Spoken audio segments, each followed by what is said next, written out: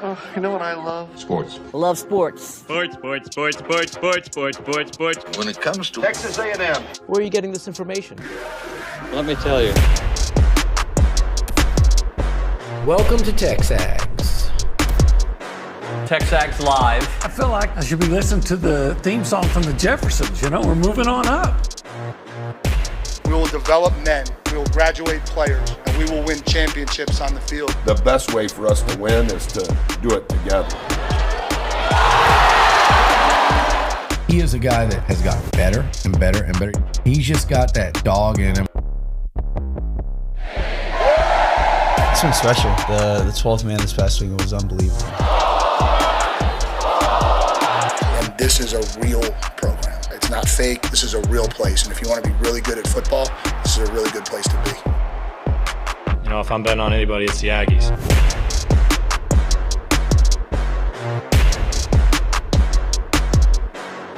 From an Aggie sports perspective, what a weekend. Great weekend. Well, for the most part. For the most part. There's some bumps on the road, but from an A&M basketball. Oh, exceptional. And baseball. Exceptional. I mean, we have a lot to talk about this morning. We do. By the way, hello, Olin. Good morning, sir. Good morning, David. Let's Good get to into have you it. back. Thank you, buddy. It's been an interesting week, to say the least. How about that defense from A&M against But by the way, the Arkansas game, full disclosure, I watched every second of the game. I don't know if the attention was where it normally is. My dad was in the hospital this weekend. He had a surgery. All is good right now.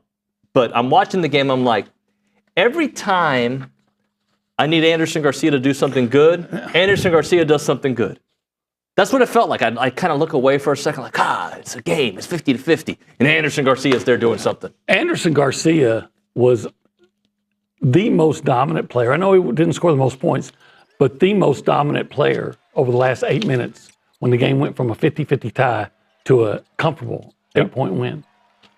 He just makes smart basketball decisions. I forget what his plus minus was. It was like 27. Yeah, that was like 27. But he just knows exactly when to make the pass, how to make the pass, where to tip the rebound, where to get the rebound. Like, he's just such a heady player. When it's 50-50 until they have a 10-point lead, right? So he goes on a drive. Looks like it on an inbounds pass. Looks like he's going to get a layup. No, he kicks it out to Wade Taylor, hits a three. Right. Next 2 times down, he drives for layups. All of a sudden, you're up by 9. He gets a steal on the defensive end. They come down.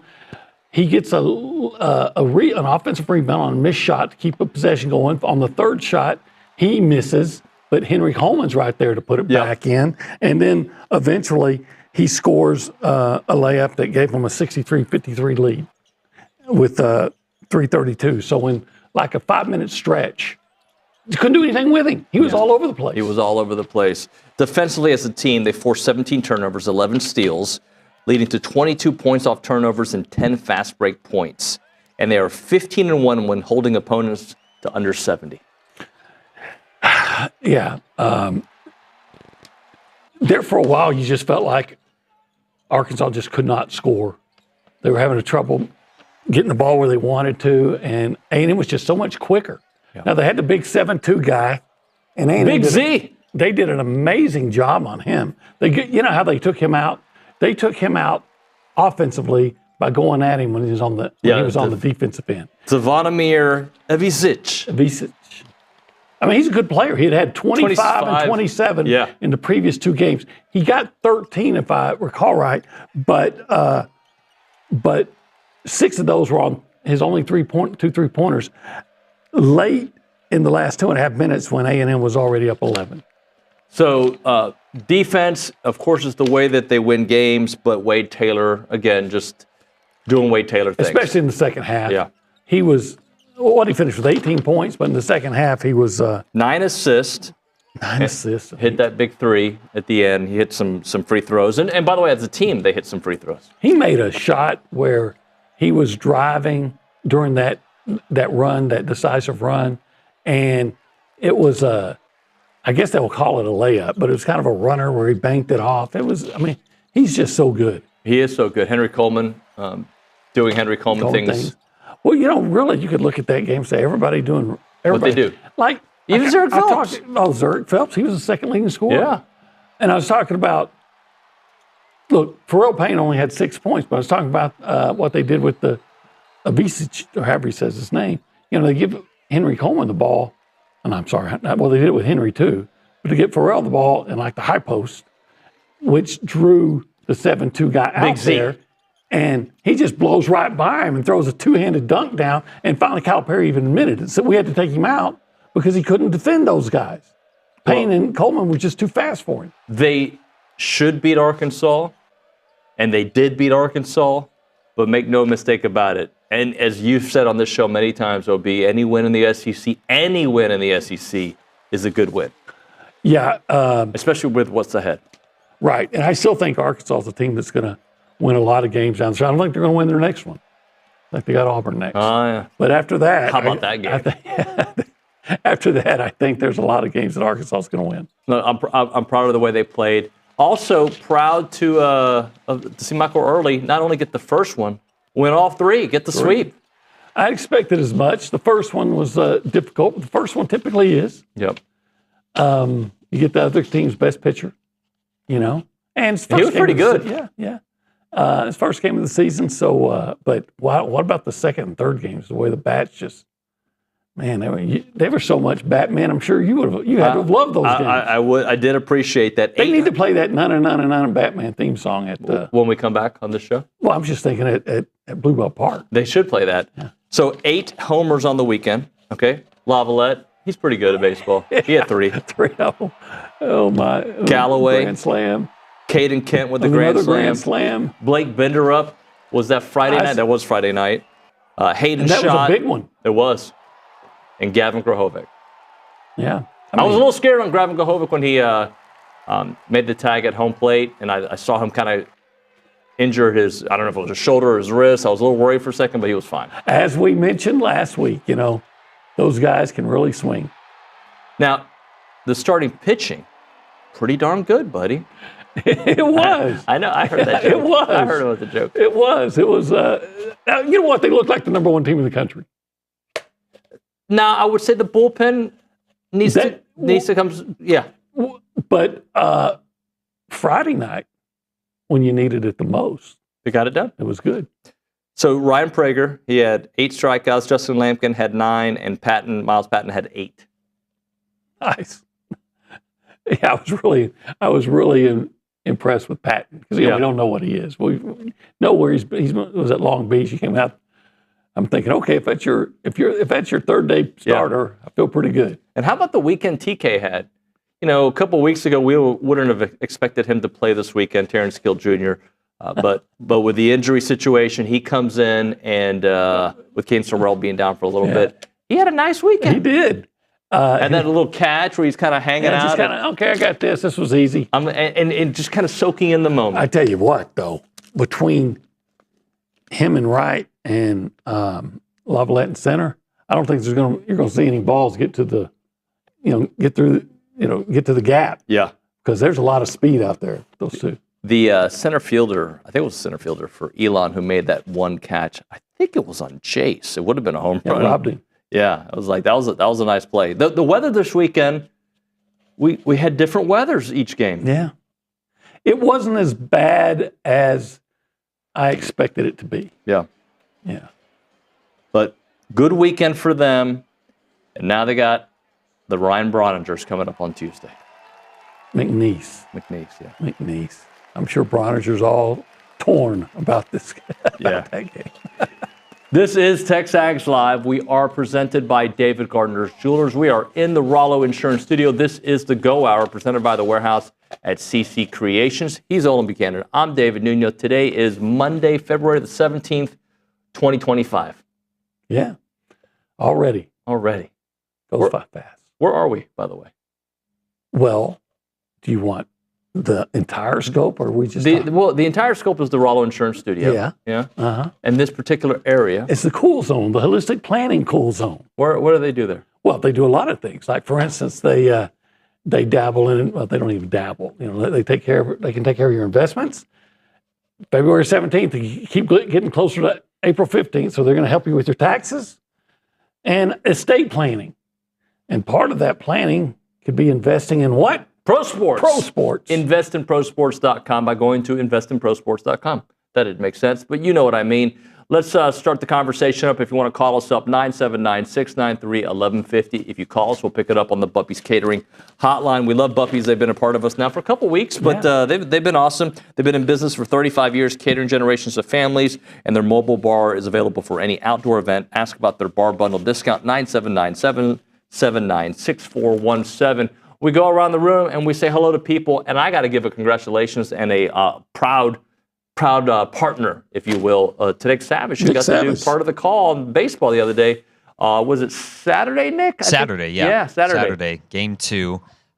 Didn't get to call as much as I was originally planning because the weather pushed back first pitch, so that allowed Andrew Monaco, who, first of all, thank you to him for even allowing me and thinking of me to do that. He's been a great mentor to me, so have you, David. And thanks to Bronny. Man, he is just rock solid when it comes to understanding the game of baseball. And he just, imagine this, David, he just shows up to the booth, no papers, no computer, no nothing. He just sits down, puts his headset on, and he can just call a game like that. And it's pretty crazy. But I was listening to him yesterday, I believe it was yesterday? I think it was yesterday. And he was just like, he explains things that I thought I understood, but he explains in such a way that I actually am able to digest it. Yeah, complimenting Brauninger is like throwing gas on a fire. Yeah. But that said, he really is good in that role. I mean, he's really excellent in that role. What's going on in your world, Nick? Well, that sweep over Elon for A&M baseball, that's A&M baseball has won their opening series 16 of the last 17 years now, and 15 of those are via the sweep. So no surprise, the Maroon White off to a hot start there. Like you said, a few tune-up series early on in the season, and I wish I had, I'm kind of like you, David. I didn't really get to watch too much of that basketball game. I had it on behind me in the box up there, but I was, a little nervous, so I was trying to keep it locked in on the baseball game. But hey, another win, 5 straight, right? And big one coming up this week. 20 wins by February 15th. That's really impressive. I mean, 20 wins is becoming, it's just expected under Buzz Williams, but before February 15th, usually that's just when they start gearing up. Right. So we all know it's been an amazing season. It's just another kind of benchmark to it. It's about to get real, though. As real as it's been, you've got the stretch right now coming up. Nick, if you can put up the schedule. You got Mississippi State tomorrow night. On the road. Tennessee Volunteers come to town. That's top 5 team. Well, is a home game against Vanderbilt after that. And then have to go to Florida. That's going to be tough. Number 3, Florida on that Saturday, March 1st. And we'll be at the Angry Elephant. The Angry Elephant. We're going to be at the Cypress location having a nice little Q&A. So is that a new location? It's a new location, yeah. So if you're in the Cypress area and you listen to this show, you need to hang out with us. Come on. At the Angry Elephant. I'll get you all those details. We'll be there from 4 to 6, but there'll be games going on right after. You got baseball going on. You got basketball. Baseball that weekend is at Dyken Park. Okay. In Houston. Yeah. In the H. Let's go to the Angry Elephant News and Social Center. Carter's there. Carter, what up, buddy? Certainly a big weekend for A&M sports, isn't it? Huh? Yeah, it was a good weekend. We got some highs and lows, right? Absolutely. Let us know. So we're going to talk about the other diamond sport, talking about some softball here. The Aggies secure their 10th win as number 5 A&M defeat Charlotte 4-2 on Sunday at the Shriners Children's Clearwater Invitational. The Aggies improved to 10-1 on the season. A couple of keynotes: Kennedy Powell extends her hit streak to 11 games, going 2 for 3 with an RBI, a run, and a stolen base. Dee Baldwin makes her first career start at catcher, going 1 for 3 with a double, 2 RBIs, a run, and 1 pickoff. And Amari Harper made her first start at second base, finishing 2 for 3 with an RBI. Texas A&M heads to Tallahassee, Florida for the Joanne Graff Classic, playing on Friday, Saturday, and Sunday. Friday and Saturday, 2 doubleheaders versus Florida A&M and Florida State, and Sunday versus Southeastern Louisiana at 9 a.m. All right. Softball. Doing exactly what we expected them to do. I was keeping up with their game against Oklahoma State, and I was obviously disappointed that one got away from them. But a successful weekend. Yep. What else, Carter? So we're going to talk about some men's tennis. Number 14 Texas A&M upsets number 8 Kentucky at ITA National Team Indoors. For single play, Kentucky took courts 2 and 3 to go up 2-1, but Togan Tokac on court 5 tied the match at 2-2 with a straight set win, 7-6 and 6-3 over Matthew Rakin. Ritesh Patel on court 6 won 3-set battle, 6-2, 2-6, and 6-3 against Martin Brasach to put up A&M 3-2. And Thiago Pires on court 4 sealed the upset with a comeback win, 3-6, 6-1, and 6-1 again over Eli Stevenson. Now, what round was that? That was courts 4, 5, and 6 had the upset, so we came I back. just remember where are they in terms of the? Oh, what round of the ITA? Yeah. I was just wondering, is it quarterfinals, semifinals? I feel like it started on or Friday. is it just the beginning? I don't know. I'm not bad. We'll circle back to that. Yep. What else do you have for us? So continuing that, we have Theo Papamolis back for doubles play with Togan on court 1 with a dominant 6-1 victory over Jaden Weeks and Martin Brasach. Kentucky took court 2. However, Lucas Casper and J.C. Roderick saved the day on court 3 with their clutch tie-breaking win, 7-6, securing that doubles point for A&M. Obviously, a huge top 10 win for A&M, improving to 5-3 on the season. A&M returns home to open SEC play against LSU on February 22nd. Excellent. I might take that name as my next alter ego. I'll be Rock Papadopoulos. Rob Papadopoulos? Rock Papadopoulos. Just like George Papadopoulos. No, it's George Stupidopoulos. No, George Papadopoulos. I've told you this before. That's Webster. Alex Webster's Karras. dad. Alex Karras, Okay. yeah. Webster, Chicago Bear. All right. No, he's a Detroit Lion. Actually. No, on the show, I think he was. I think he was a Chicago Bear on the show. Really? I might be wrong. I'm sure a lot of people in Michigan were angry about that. What do you have? What else? I was trying to find that where we were in the ITA. So don't worry about it. I was just. So we've got A&M women's golf tied for 3rd at the Moon Golf Invitational. Head coach Gerard Chadwell on the performance talked about how the team handled a tough stretch early, building momentum. The par 5 at number 8 at hole 18 provided crucial with all 5 Aggies scoring going under par. Kinade Adams recorded an eagle on hole 18, helping A&M pick up 5 strokes. A&M, their combined 292 was tied for 3rd, with being 4 over. Florida State leading the pack at -2. Some other top teams were UCF at +3, Ole Miss at +4, and Virginia at +5. We were the top SEC school alongside Ole Miss, and round 2 begins Monday at 7 a.m. as Aggies look to climb up the ladder. Thank you, sir. Appreciate Absolutely. you. Obi, when we come back, a little football video for you. All right. To show you. A little football. If you like football, right? I do. Okay. I do. And after that, we're going to get back into some basketball. Let's do it. And then at 9 o'clock, Michael Earley, Ryan Brauninger. Michael Earley. Yeah. Yeah. And then at 10 o'clock, Buzz Williams, Billy Liucci. Yeah, I think a lot of people are going to be happy and eager to hear what all those coaches have to say. 9:35, Tom Hart as well. Look forward to that. Yeah. You should take them to 1775. You should take all your friends, even if you have some enemies that you want to extend. You don't want to extend the olive branch. Extend a big old rack of ribs. Right. If you really want to mend fences. Look. I think what you should do is, we talked about this before. Come Thursday when they're open again, reward all those players that were stars that we talked about earlier. Yeah. By taking them to 1775. Man, I was Garcia. Anderson Garcia, Henry Coleman, all those guys. Wade Taylor, take them all because they smoked.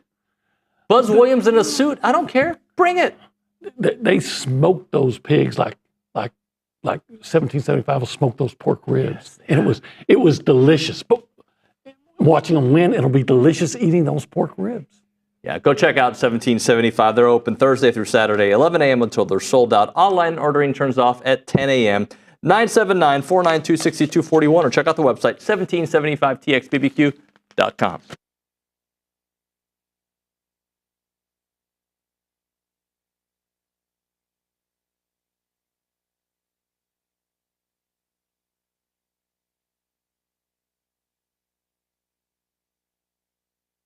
What's up, TexAgs? This commercial break is brought to you by my good friends over at Aggieland Chevrolet, the official automotive sponsor of TexAgs.com and me, Billy Liucci. Greg Gunn is the proud owner of Aggieland Chevrolet and invites you to visit the dealership to experience true Aggie hospitality. From their friendly staff to the experienced service team, Aggieland Chevrolet is TexAgs approved. Check out the dealership off of Highway 6 in Bryan or go to aggielandchevrolet.com and tell them Billy Liucci sent you by.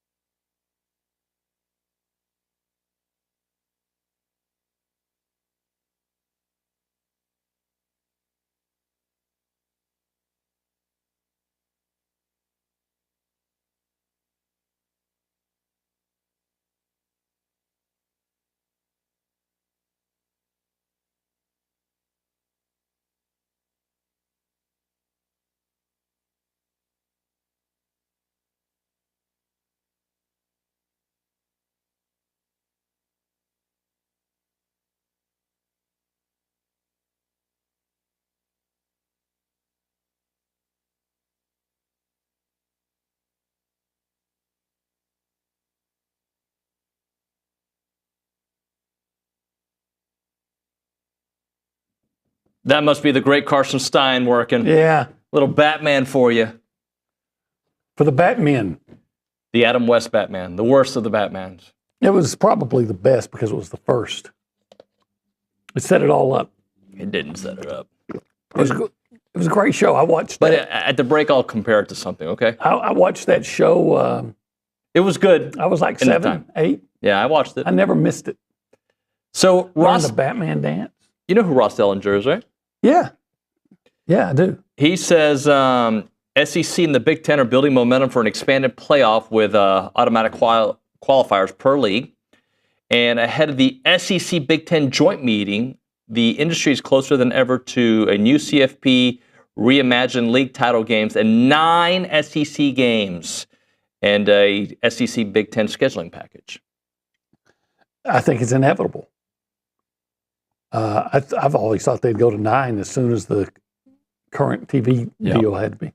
And I think that's great. Remember how much fun it was? I mean, it wasn't fun because of the year, but when A&M, in 2020, wasn't fun because of all the issues, but every game was a conference game, and they mean so much. So if it's up to me, they'd have 10 conference games. They'd have 2 divisions, 10 conference games, and then 2, one game against somebody from the Big Ten, and then maybe one FCS game to help those people, make their budgets. And in that scenario, we would have to reimagine, if you will, what a good season looks like. I would say a good season would be getting into the playoffs. Yeah, but I guess what I'm saying is, like 10 wins is enough, or like now 9 wins. 9 wins would be if you could hit 75% of your that would it's but once again, look, A&M just I was informed by a season ticket holder. A&M just raised the price of season tickets. All right. Well, again, it's not just A&M. It's everybody is always charging so much to tickets, and then everything that goes with it, and wanting donations. Sometimes to buy tickets, you have to buy all those things. Yep. And then to get good seats, you got to buy tickets to other sports, other things, so you can accumulate the points, right?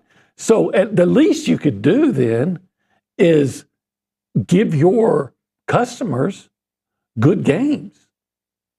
Instead of, look, everybody appreciates the easy win, but I'd rather see the good games. I might be in the minority here. To me, all wins are good games, right? So I don't mind a couple Jimbo. Huh? I said, okay, Jimbo. Tell me how great that Massachusetts win was. I left that a lot happier than I left other losses, right? Like any loss. I don't care. Like, I agree with you that there are some of those games, like, why are we, like, especially when we're covering it, it's like, why are we going to this? Like, this is dumb. I get it. But for my mental health right now, I don't mind an easy University of Texas schedule. I don't mind that. But their schedule was easy because of the, as much as anything, it was because they got such a favorable draw from the SEC. Yes, 100%. And that's, I guess, was my point. And by the way, I think they earned a lot of their, when they made, I don't want to run for interference for Texas, but when they made the deal to play Michigan, they could not have known that Michigan was going to be terrible. And Michigan ended up the season much better than we initially saw.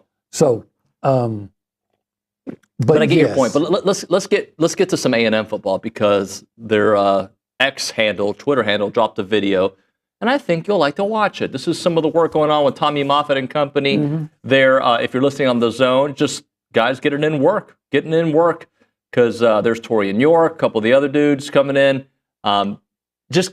And you can't hear the music here, but the video set it off. It just got me excited that, hey, spring ball is very close. Yeah, I heard somebody say, I don't know if they got some inside information or if I just missed an email, that like the spring game is probably going to be like April 21st or something like that. So got some time. It won't be that long. Yeah. It won't be that long. So now, my focus might be on basketball. Hopefully the basketball team doesn't stop playing basketball until April. Right. That would be great. But I do hope they're building, getting faster and stronger. But, after the last time we saw Mike Elko, I'm hoping they're learning. I'm hoping they're doing more mental gymnastics so they can play zone. Right. Because I think that physically they're there. They're just getting bigger and stronger. It seems like the problems they had last year were more mental issues. Wrap up and tackle, and we're talking about a completely different season. Yeah. I know that sounds so... Play zone, yeah. effectively. But if you just tackled a little bit, a little bit more, I'm not saying like the greatest in November. Yeah, if you just wrapped up Lenore Sellers a couple times on that first play of the game, or the third play of the game, I should say, like it just feels like a different season. Well, it seems like they also had a chance to get a big sack early on Quinn Ewers. They did. That he got away, and did Texas go and score on that series? Yeah. And hey, get strong enough to make that block on 4th and 1 to get the first down, or punch it in the end zone at 4th and 1 twice. That's what I mean. Whatever it takes. Whatever it takes. But look,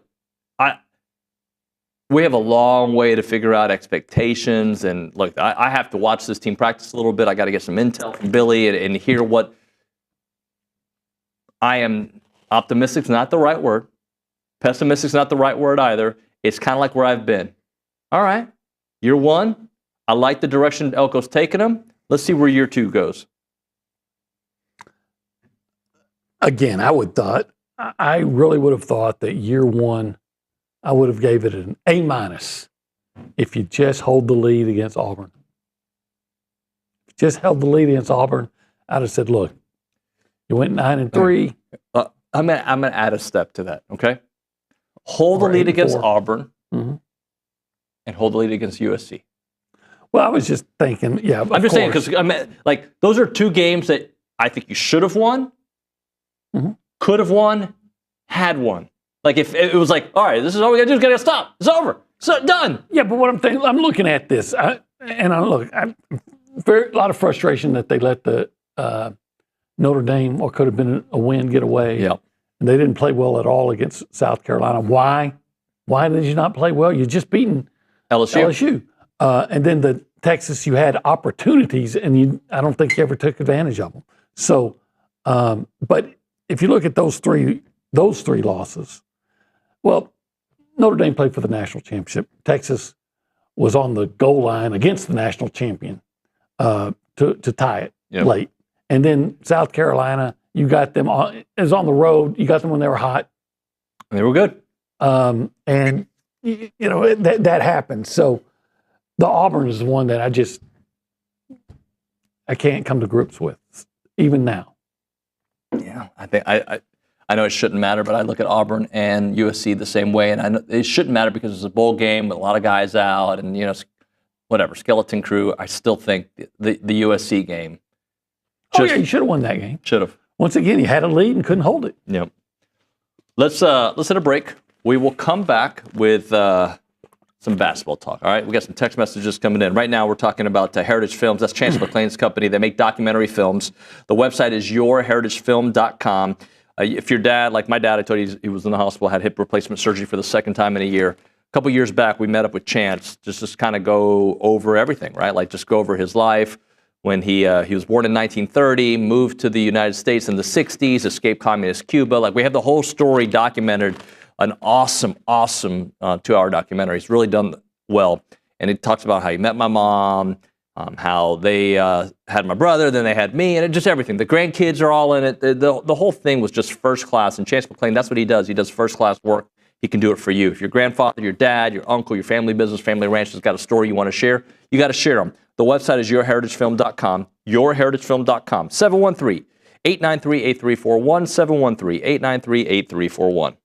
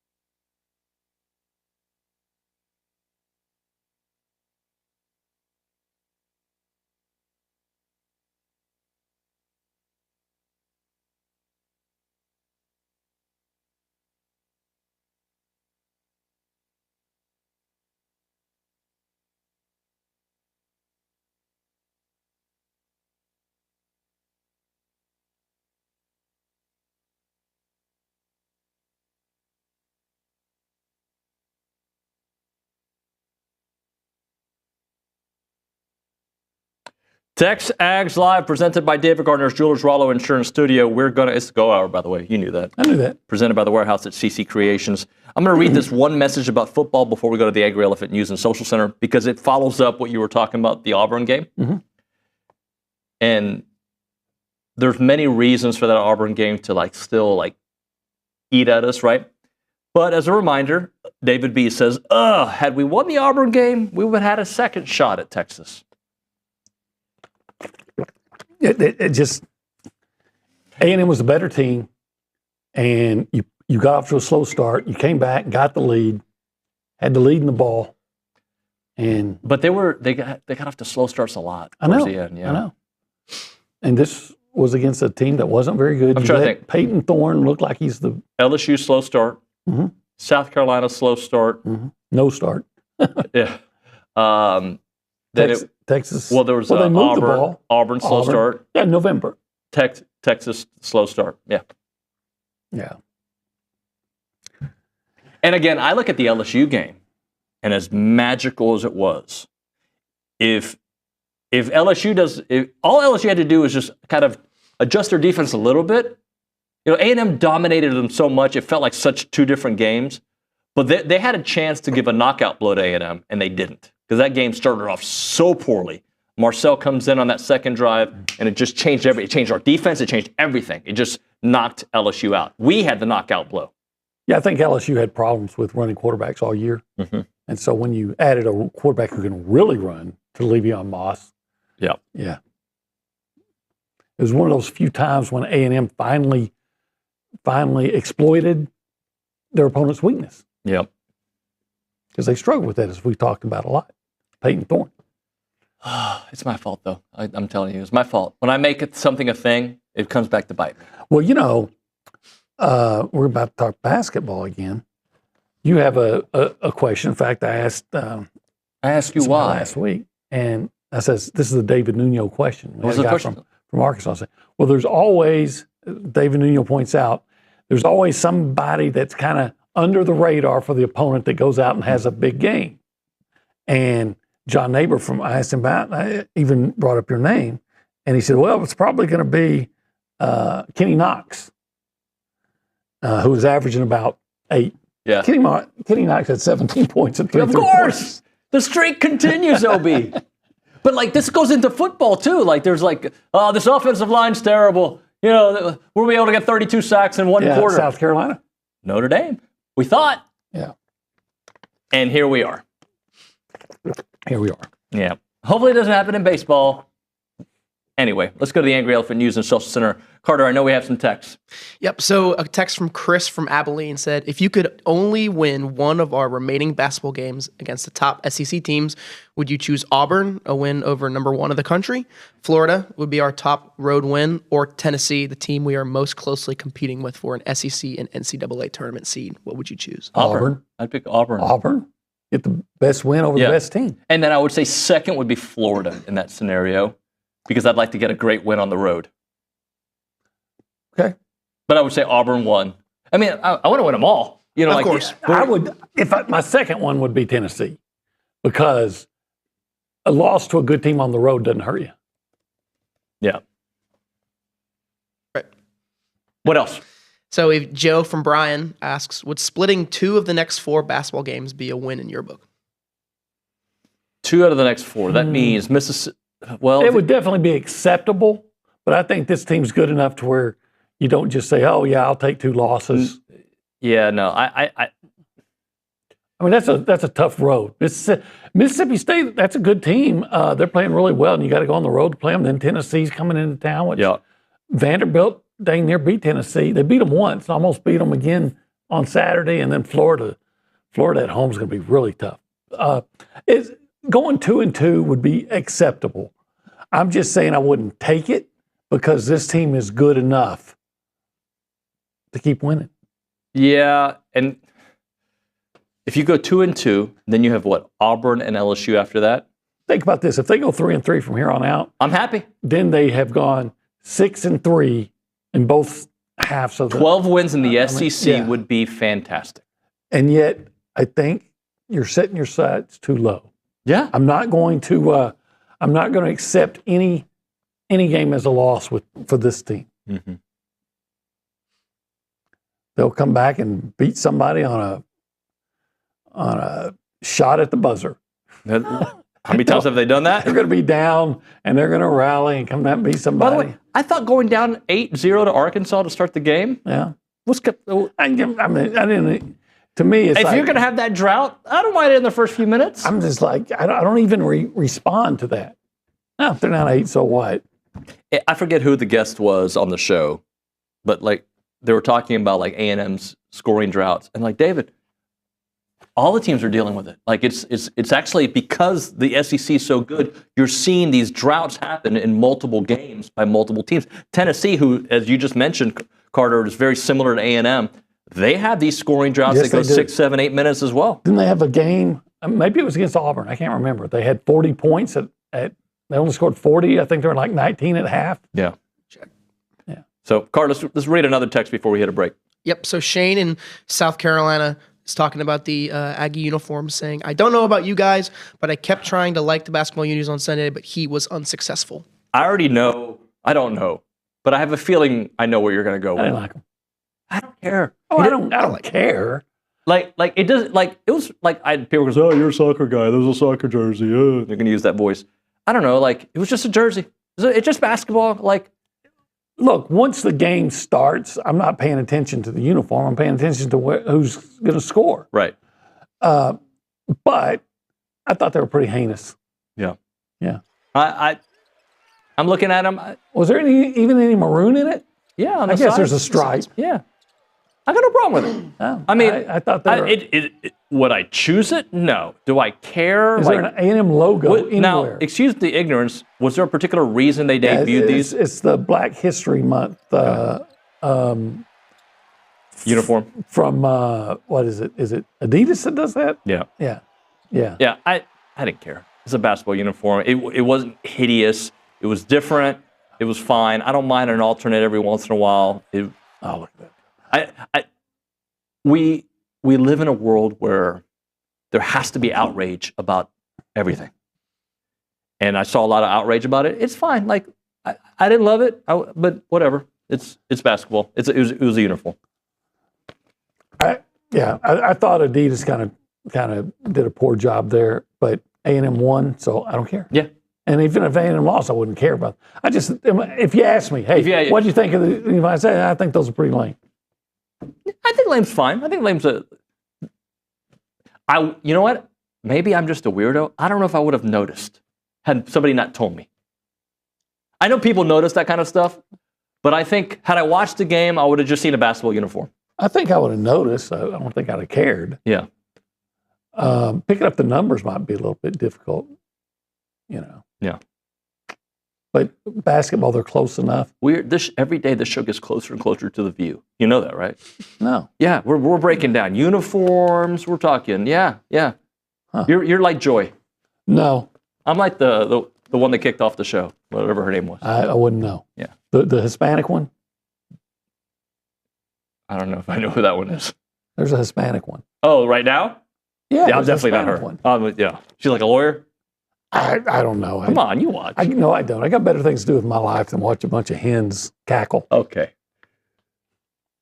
Speaking of hens, if you have a hen that needs some veterinary work, check out Southwood Valley Animal Hospital. They've been serving Brazos Valley for over 30 years. Sorry. Take your pet hen.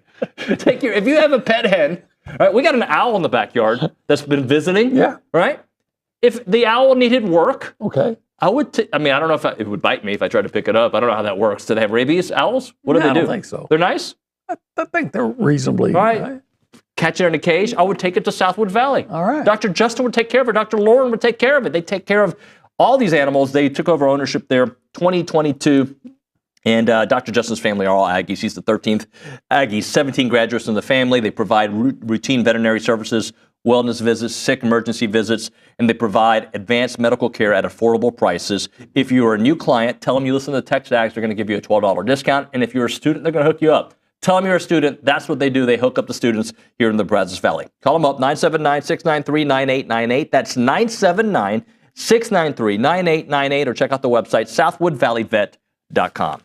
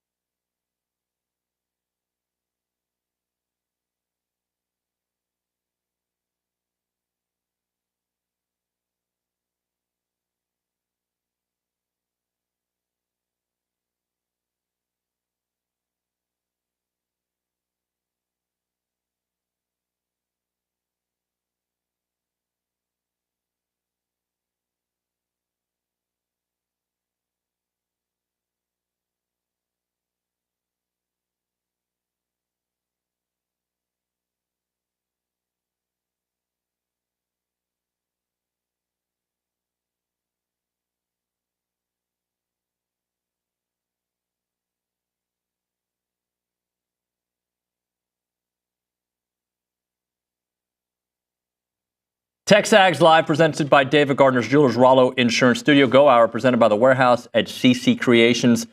Does the name Richie Incognito mean anything to you? Oh, heck yeah. Did you see him all over Twitter yesterday? I did not.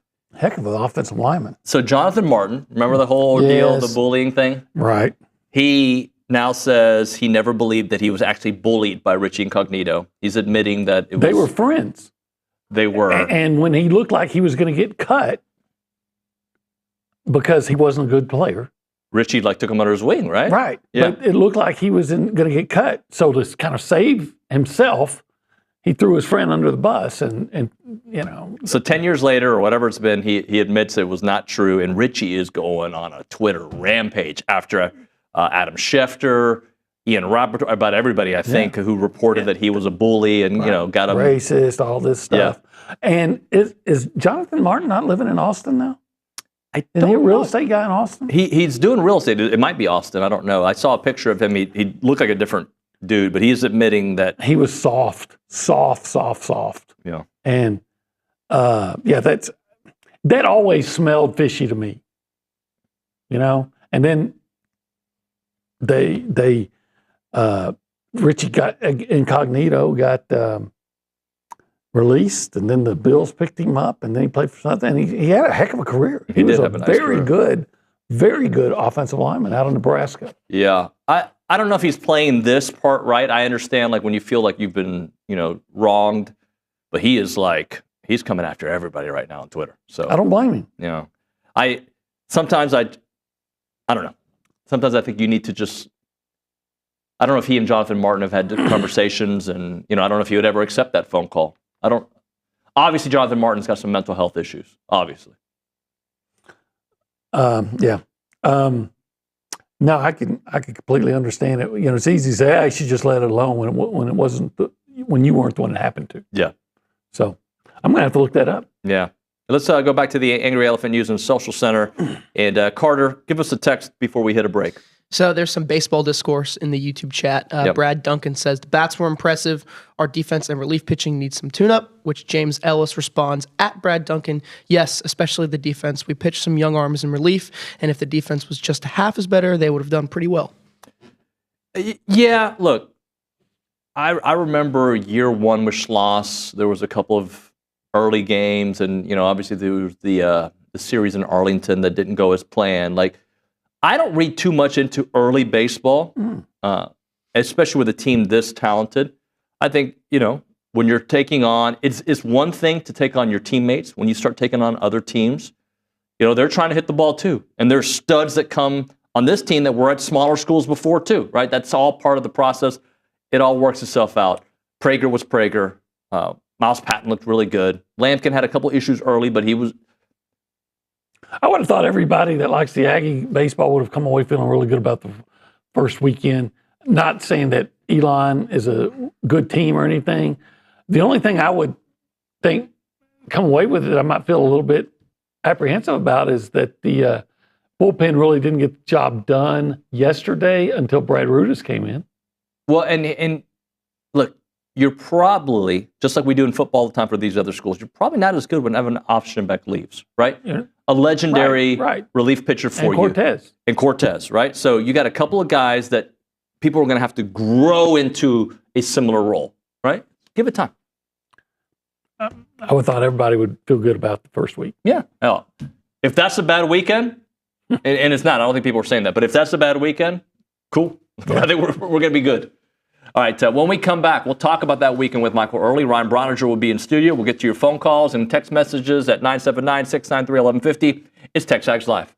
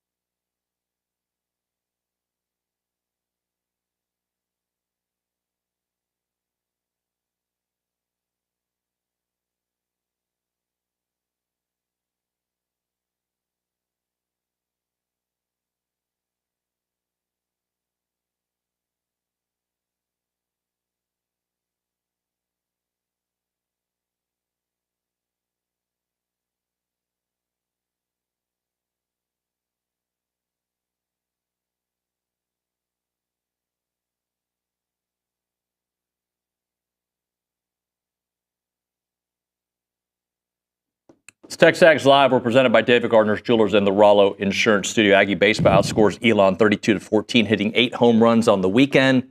8 home runs, not 18. Ryan Brauninger's here in studio, and it's now time for our weekly conversation with Michael Earley, brought to you by Duck Camp. Duck Camp is known for the best moments that happen out there on the boat, casting a line, or hauling in the catch of the day. Be sure to check out Duck Camp's new spring hats, like the fan favorite crawfish hat and the redfish hat at duckcamp.com. We go to the Bubby's Catering Hotline. We're joined by Michael Earley.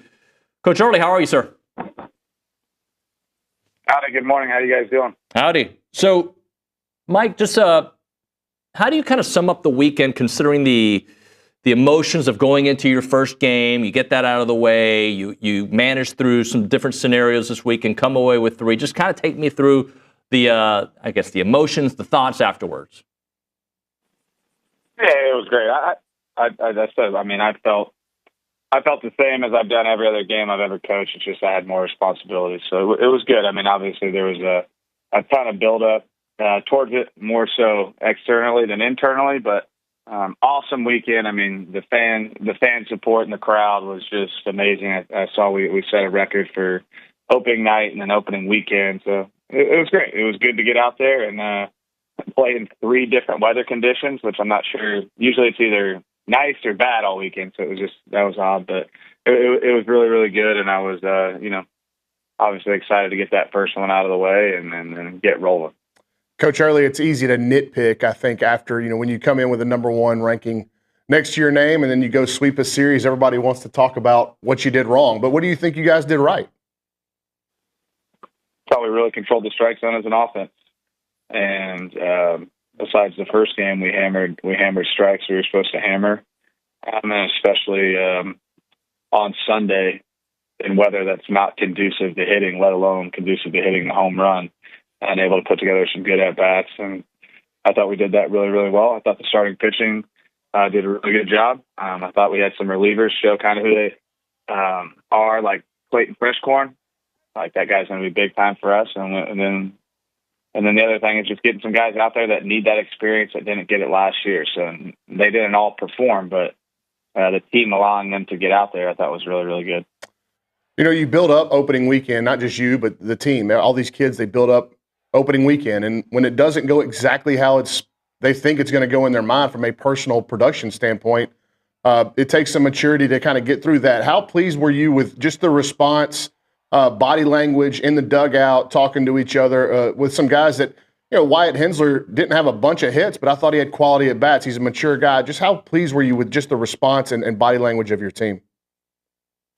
Yeah, I thought it was great. I mean, I tell them all the time, I want them to be professionals, like be a professional, and understanding what that means, that things don't always go your way, and understanding that the first game or opening weekend, there's such a long season to go, and if your goal is to hit 30 homers, you're not doing it weekend 1. So it's just committing to that process and just having a mentality every day that, you might not always feel great and you're not going to feel the same. There's no possible way a baseball player could feel the same on Sunday at 1 o'clock in that weather as opposed to the juice they felt on Friday night. And I thought they found something there, a mentality that you got to have when you play baseball, because it gets monotonous. There's a lot of up and down. And I was just really proud about how they responded to everything this weekend.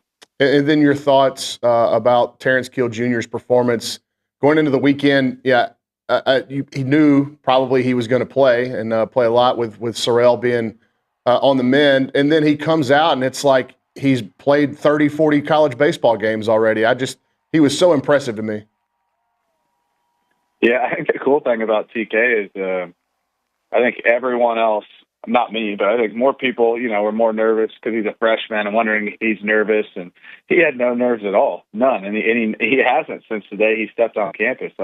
Just really comfortable in his skin and confident in his abilities. And no surprise to us. I mean, I knew he would perform. He's been performing in practice, and I never thought the lights would be too big for him. And I was just really excited for him. And, I was able to talk to his mom a little bit last night. Just happy for them as a family that he could come out and perform like that.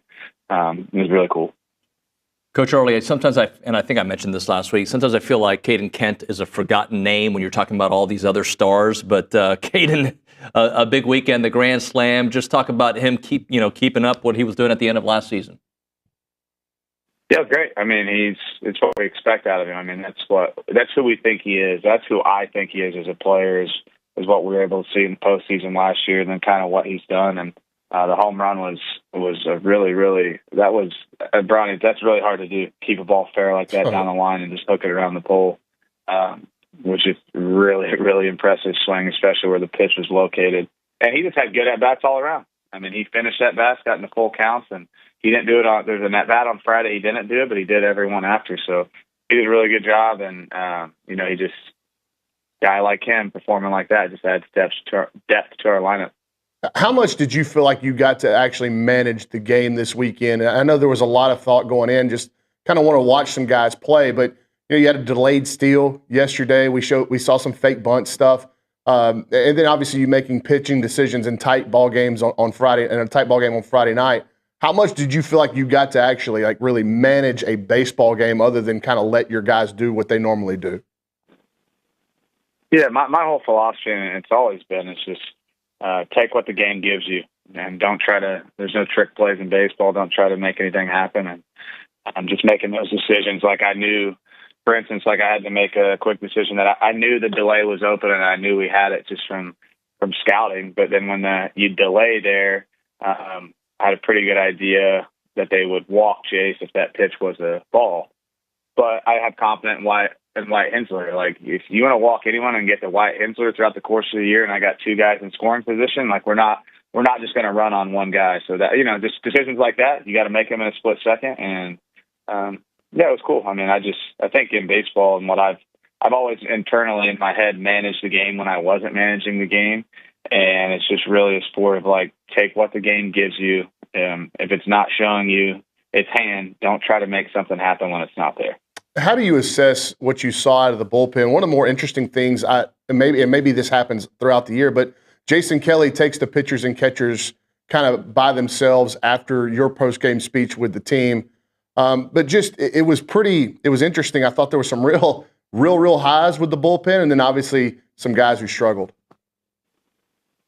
Yeah, I mean, it was a little bit of both. I mean, Fresh Corn was great. Weston Moss was great. Caden Wilson was just in there briefly. I mean, the guy got a hit off him, and then he should have got over on a ground ball. He does kind of fall off the mound to the left side. It's just kind of a tough play for him. But, yeah, I mean, it was definitely both. And those guys, they've been performing in practice, like Peyton Smith and Ty Baker have been performing in practice. And I think it's in there. And when we have opportunities to get them in, I'm going to get them in. And there's some other guys we want to see, too, that we weren't able to get in. But, yeah, I think your assessment's correct. There's some highs and some lows. We just need to depth wins. Depth definitely wins throughout the course of the year, and then getting Rudis back and Stewart will be back soon. That'll just add to it. But I thought Luke Jackson did a good job. I mean, I thought he ran into a little bit of bad luck, but I thought he took a step in the right direction. And some guys, if you had limited opportunities in the past or maybe struggled a bit last year, like you gotta get past those demons, and the only way to do that is to pitch in a real game. Because the stuff shows us they can do it. I mean, it's just about them kind of making it happen. We touched on the bullpen. How about the starting pitching? 25 strikeouts between the three guys. Just how encouraged are you from that rotation? It was great. I thought they did a really, really nice job. Just in general, and competing in the strike zone against a team that was one of the best I think I've seen it, just like fouling pitches off, like being super just pesky up there, man. Like, I mean, Lampkin threw 70.5% strikes, Patton 69.9% strikes, Prager 68.7% strikes. I mean, that's pretty darn good out of your starting pitchers. And I think the reason why they might have walked a couple is just because, man, at some point percentages fall out of your favor, and those guys just did a really good job of spoiling pitches. But super pleased out of the starting pitching, and also feel like they got room to improve, which is kind of what we want. I've said it before. I want us to continue to grow, especially on the mound throughout the season. Coach, if you're grading every element of your ball club coming out of opening weekend, and it's probably foolish to put a grade on anything this early, but I think the lowest grade after this weekend would relief pitching would be there, but also defensively, where are you at? And I know like the weather conditions were brutal to play in, especially on Friday and Sunday. Where were you at coming off the weekend with how your guys defended and where they can get better? Yeah, I think just on that note of like the relief pitching, like I just feel like in the end, we got to get guys in there to play. So, you know, when the score's 10-0, could I just brought out fresh corn and, you know, maybe shut the door? Sure. But that's part of it too, a little bit. That experience to me wasn't that big of a negative because we needed to keep building in the right direction. But on the defensive front, yeah, it just wasn't good enough, period. And it was just things that we got to be able to control in our own ballpark. And we didn't. And part of that is, you know, number one, it's my fault for not having them apparently not 100% prepared for that. So we'll continue to clean that up. And there's another part to it too, where, you know, we got a guy at second base who's been playing third his whole career. We got a guy on the left who's been playing first his whole career. We got a guy at first base who's been a pitcher most of his life, and first base half the time he's been here. And then you just got some guys that are in new spots. I mean, Caden Kent hasn't played a ton of games at shortstop. Those aren't excuses. Those are just a reality. So we just got to continue to get better. And that's my job and the other coach's job is to put them in situations in practice and continue to grow and learn from what it was. But from a pure standpoint of just when the ball hit the ground, we picked it up and fielded it. But I think it was those fly balls. And I'd made a comment yesterday in the postgame about, you see how great Jason Violet's defense was? Because it was. I forgot about the fly ball, but I give him a pass on that. He doesn't do stuff like that. So, yeah, we got to be better. We got to be better. And luckily, we weren't in situations where it hurt us, but it could have. And eventually it will. So, right now, I'll chalk that up just to a little bit of what I said, but mainly me just need to prepare him a little better on that front. You mentioned first base. There was also, you know, obviously I think that would still be ongoing. Matt Bergevin only got one at bat over the weekend. Catcher was a position that you said we're going to rotate through early in the year to kind of find your guy. Jacob Galloway has a good weekend. Just your thoughts on those two positions that were a little less settled than the others coming into the year. Yeah, I mean, I feel really good with both Blake and Matt, but feel really, really good with Blake. I think he's a pro. I think he has a chance to be a pro, and there's some untapped potential in there. I think anyone with a baseball eye can see, and Matt, you know, provides something a little different too. Has some power, but you know, Blake, I'm going to continue to roll with Blake as of right now, just because. Why would you not? I mean, I think he's got to continue to get better at first base, but both of them got to continue to get better at first base. And then to catch the position, you know, Bear didn't get any hits, but he had a couple walks and caught really well. And then Jacob performed awesome. So yeah, they're going to continue to battle it out. And I have no set guy behind the plate. It's just there might be a matchup situation, but you know, at some point, if the guy's just playing well, the guy's playing well. I'm not going to make him wonder if they're playing every single day. So if someone runs away with this, we'll go in that direction. But they do both of them bring a little bit different elements. So matchups will always be part of the consideration of who's playing. I'm sure Bronny can give you the 4-1-1, Coach. But what can you tell me about McNeese? I got Bronny throwing up the first pitch. Good, it's going to be raining. You probably won't get to do it. And Coach Fox is going to catch it. I got to be honest with you. As soon as I get done with this interview, I'll have that answer for you. So I know nothing about McNeese at this moment, besides the fact that playing them last year, and I know they play hard and they're scrappy and they got some talented players, but. Getting ready, that's usually my Monday routine is kind of dive into the Tuesday game, but I know they're well coached. Got a ton of respect for Coach Hill over there, and I know just like any other team, they're going to want to come in here and beat us. Coach, we've got this whole interview and just not talked about Ryan Prager, and it's easy to do that because he's kind of the same guy all the time. But just from your perspective, how much of a joy was it for you to watch him go out there and be your Friday night guy once again after last summer, you know, turning down Major League Baseball to come back and he looked like his normal self? Yeah, I mean, it's probably not I definitely don't take it for granted because every time I see him, I just really like him as a person. Like I really enjoy being around him and just seeing him in uniform and compete. And I love his demeanor on the mound. And I want guys to be themselves, but I love the fact that he's not a scream and yell pitcher after every single thing he does well. I've always appreciated about them. I got a kick out of last year. He threw 9 pitches, 3 strikeouts, and that was the most emotion I'd ever seen out of him. And he kind of like smiled. So yeah, he did a really good job, and I think he's going to continue to grow and get better. I think he has, which is part of the plan and why he came back. So for him to start off like this, and I think he's in a good spot. I think he'll just continue to progress throughout the season. The velo will start to take. He's just on track with everything we've planned right now, and it's really good to see. And that's just a testament to his work ethic and his character and just who he is. He's a professional. Coach Earley, we appreciate your time, sir. Thank you very much. And congratulations, Coach. Big weekend for you, man. I appreciate it. I'll hopefully see you guys tomorrow. We're going to monitor that weather, but I'm more so than the game. I'm just more excited to see Brownie throw out that first pitch. You guys have a great day. Thank you, sir. See you, sir. Okay, so that sounds like that might be more real. I can't tell if he's joking or being serious, but Chuck Fox going to catch? Will Fox. Will Fox, okay. I'd throw it a long way for Chuck Fox. Yeah, that's right. That's right. He's moved down the road. All right, let's do this. Let's hit a break. When we come back, I want to break down what you saw from them and get some thoughts. I thought it was a fun weekend, and I think the way you started that interview is exactly right. A weekend where you sweep, people want to nitpick, but there's a lot of good things that we saw as well. We'll do that. Milliken Reserve Time, farm-to-table community in College Station. They got homes, they got trails, they got farms, they got wide open spaces with a mission to build a healthy community. They've got 2,600 acres of open space, 30 miles of trails. They got homes.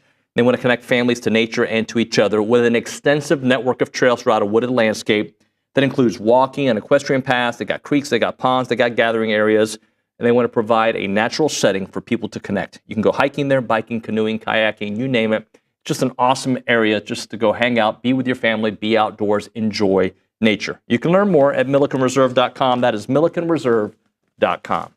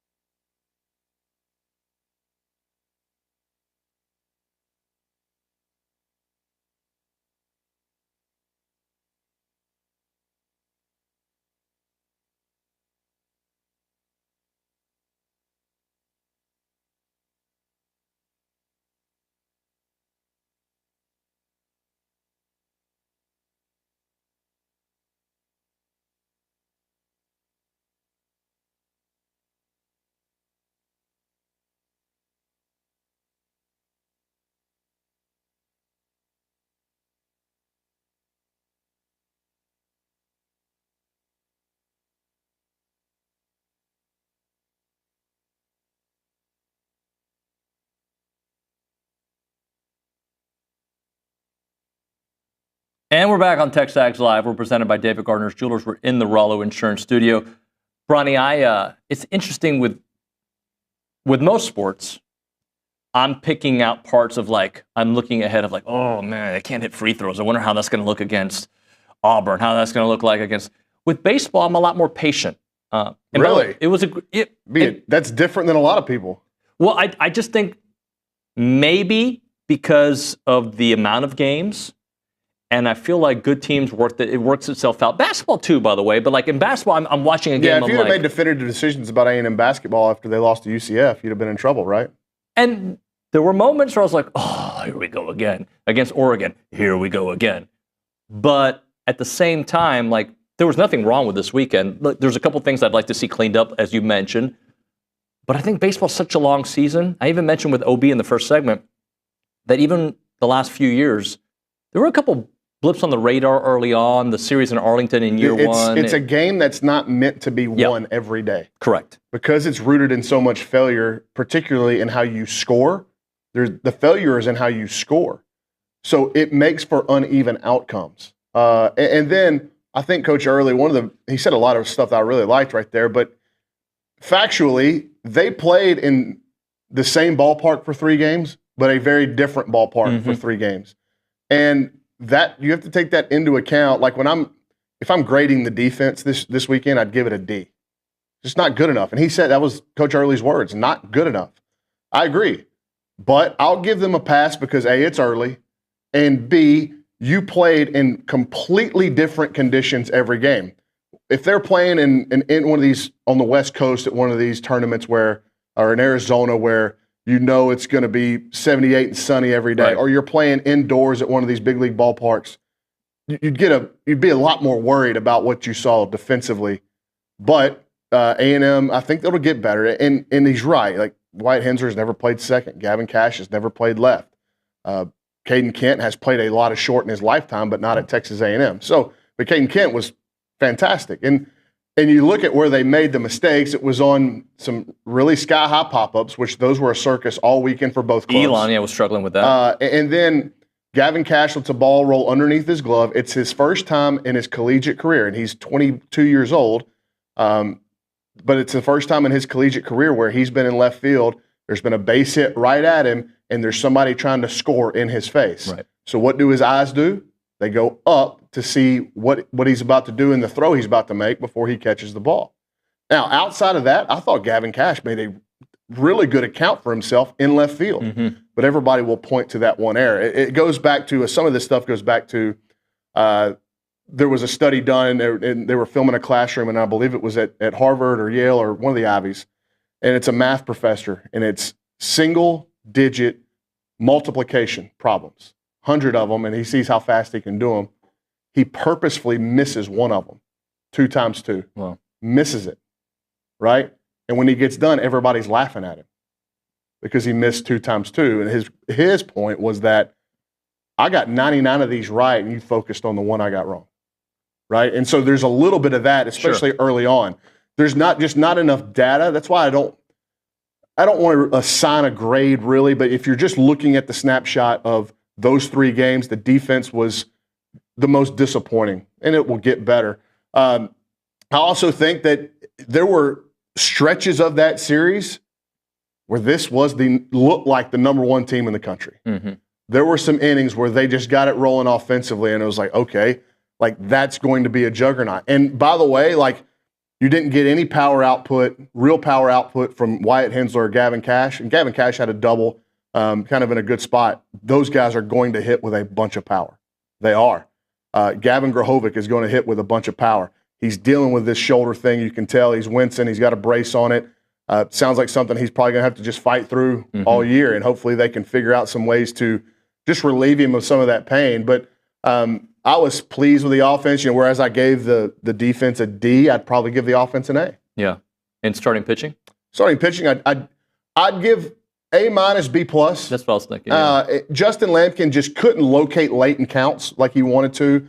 And when I say can't locate, I'm talking he's missing by about 4 or 5 inches, and it makes a big difference. And you saw kind of the difference in guys being able to get their fastballs into right-handed hitters and really into both sides of the plate with Ryan Brauninger and Miles Patton and the effectiveness of that. Lampkin was just jumping ahead of guys, but couldn't put them away because he couldn't locate where he wanted to. So I thought they were all fine. And the good thing about Lampkin is you saw the experience shine through. He didn't. It's just even keel. And really, I thought bounce back from one rough inning. I thought he bounced back great. Yeah, Brauninger did what Brauninger does, right? That he's done that multiple times. I find it interesting because I was at the same wavelength as you. I think it was the second question you asked Coach Earley about TK. And I was thinking about that immediately because I was like, how impressive of a debut for a young man that I didn't know what to expect. I knew you had spoken glowingly about him, but like hit the ball well, played great defense, and the moment wasn't too big for him. Yeah, and you saw that on Friday night when he makes a catch going back toward the wall. It's a really good play, and he catches it and then kind of leans on the fence and just – It wasn't a showboat. It was like, wow, this is where I'm at. Like he's very confident, and he plays the game with good emotion, great smile. He reminds me of Francisco Lindor. Yeah, just always happy, big smile on his face, plays with good energy. And if you were making a list of the most impressive performances this weekend, maybe if you did a top 5, I think TK might be second. Yeah. You'd have to put Jace first with the 3 homers, right, and then the defense he played yesterday. And Ryan Brauninger would be up there as well. Jacob Galloway probably to make that top 5 in terms of best opening weekends, but TK will be comfortably in that top 5. Jace may catch Dalen Holt this week. Potential. I mean, in the next. Yeah, and look, that's part of what we knew that, right? Yeah. And I'm just glad Jace got off to a hot start where he's not feeling like he's got to press. And there's, I talked about it with Andrew Monaco on the post game yesterday. There's something that comes with some real pressure that comes with Jace's position. Mm-hmm. Now, he'd rather be in that position than nobody talking about him. But every time you open your phone, Instagram, Twitter, you see your face plastered on MLB draft stuff at the very top, and everybody talking about this record. Like, Jace showed some real maturity this weekend, I thought. And it wasn't just the homers. Like, we know he's going to hit homers. I'm glad he got off to the start he did. The way he played defense yesterday, that's why he's projected to be where he is in the MLB draft boards. That's why he's projected to be potentially the number 1 overall draft pick. Those 2 plays, one to right center, one to left center, against Elon yesterday were simply sensational. And you got a clear depiction of what type of athlete he is in center field at 6'6", 230 pounds. He's a special, special player. And much like Ryan Brauninger, you don't want to take this guy for granted. Yeah. It truly, you talk to Scott Livingstone, you talk to John Sheshik, they think right now Jace is the greatest player that's ever played here. And we're in the middle of watching it, and so I think sometimes you may lose sight of that. But when it comes from those names, it's certainly worth listening to. What do you think about tomorrow? I mean, I've seen A&M play McNeese a bunch. No, I'm saying weather-wise. You think? Yeah, it looks like a wash, man. My latest forecast had it like 90% in the morning and 80% in the evening, and you got to take into account they're going to get on a bus probably about 10 o'clock, 10:30 in the morning. So they're going to make a call. They have to make a call pretty soon. So it's about a 4.5 hour bus trip from Lake Charles. And so you think for a 6 o'clock game, McNeese would want to get here about 3. Mm-hmm. So yeah, you're looking at 10:30 or 11. They're probably going to have to make a call on this thing. When you do those kind of road trips that are 3-4 hours long and you play quickly after, are there any lingering effects from when you played? What are you talking about in terms of turnaround recovery? What do you? Well, just how you feel, because I mean, being in a car for so long. And... yeah, it's at least in the Southland, you got used to it because you bust everywhere. But you know, A&M, they charter flights. Yeah. Some of those flights are 2 or 3 hours, and looking at it, I think that maybe flying is more detrimental to your performance than actually driving. But when you talk about oxygen and hydration and stuff like that, but. No, I think those guys from Lake Charles, they'll be used to it, and they'll bring over a scrappy club. They went 2-1 on the weekend at home against Wichita State. So if they play, A&M, I wrote about the schedule before the season started. This first few weeks, there are, it's kind of a chance to get you lathered up and ramp up before that tournament in Houston. But after watching Elon, they were certainly good enough to beat Texas A&M. Yeah. They were scrappy. They were old. I actually thought their coaching staff should go back home and be pretty proud, pretty pleased of how they competed. McNeese will be the same way. Cal Poly this weekend will be the same way. Texas State in the midweek next week. If you don't play, you will lose a game. And so, these are good ramp-up abilities. And that's why I think Coach Earley will do all he can to try to play tomorrow. The A&M needs to play these games. Yep. Thank you, Bronny. Appreciate you. Good work. All right, Caldwell Country Chevrolet time. They are stocking up on new vehicles for a wide selection of whatever car you're looking for. And they can take, if you take that short drive to save money without any dealer add-ons plus free oil changes for life, you're going to love the vehicle purchase that you get there at Caldwell Country Chevrolet. They're a business elite dealer, so they can help you get all the vehicles for your small business or your commercial needs. Reach out to them and see how they can help you with your small business. They have all the trucks you can imagine. They have all the vehicles, and they have the best customer service. That's right. When you go to Caldwell Country Chevrolet, you know you're going to get a great trade-in value and just a good old deal, right? Good old boys doing good work there at Caldwell Country Chevrolet. It's about a 15-minute drive, the edge of Bryan to the beginnings of Caldwell. A short conversation away, but you'll see the difference when you step on the lot and do business with the great people at Caldwell Country Chevrolet. Highway 21 in Caldwell, online, caldwellcountrychevrolet.com.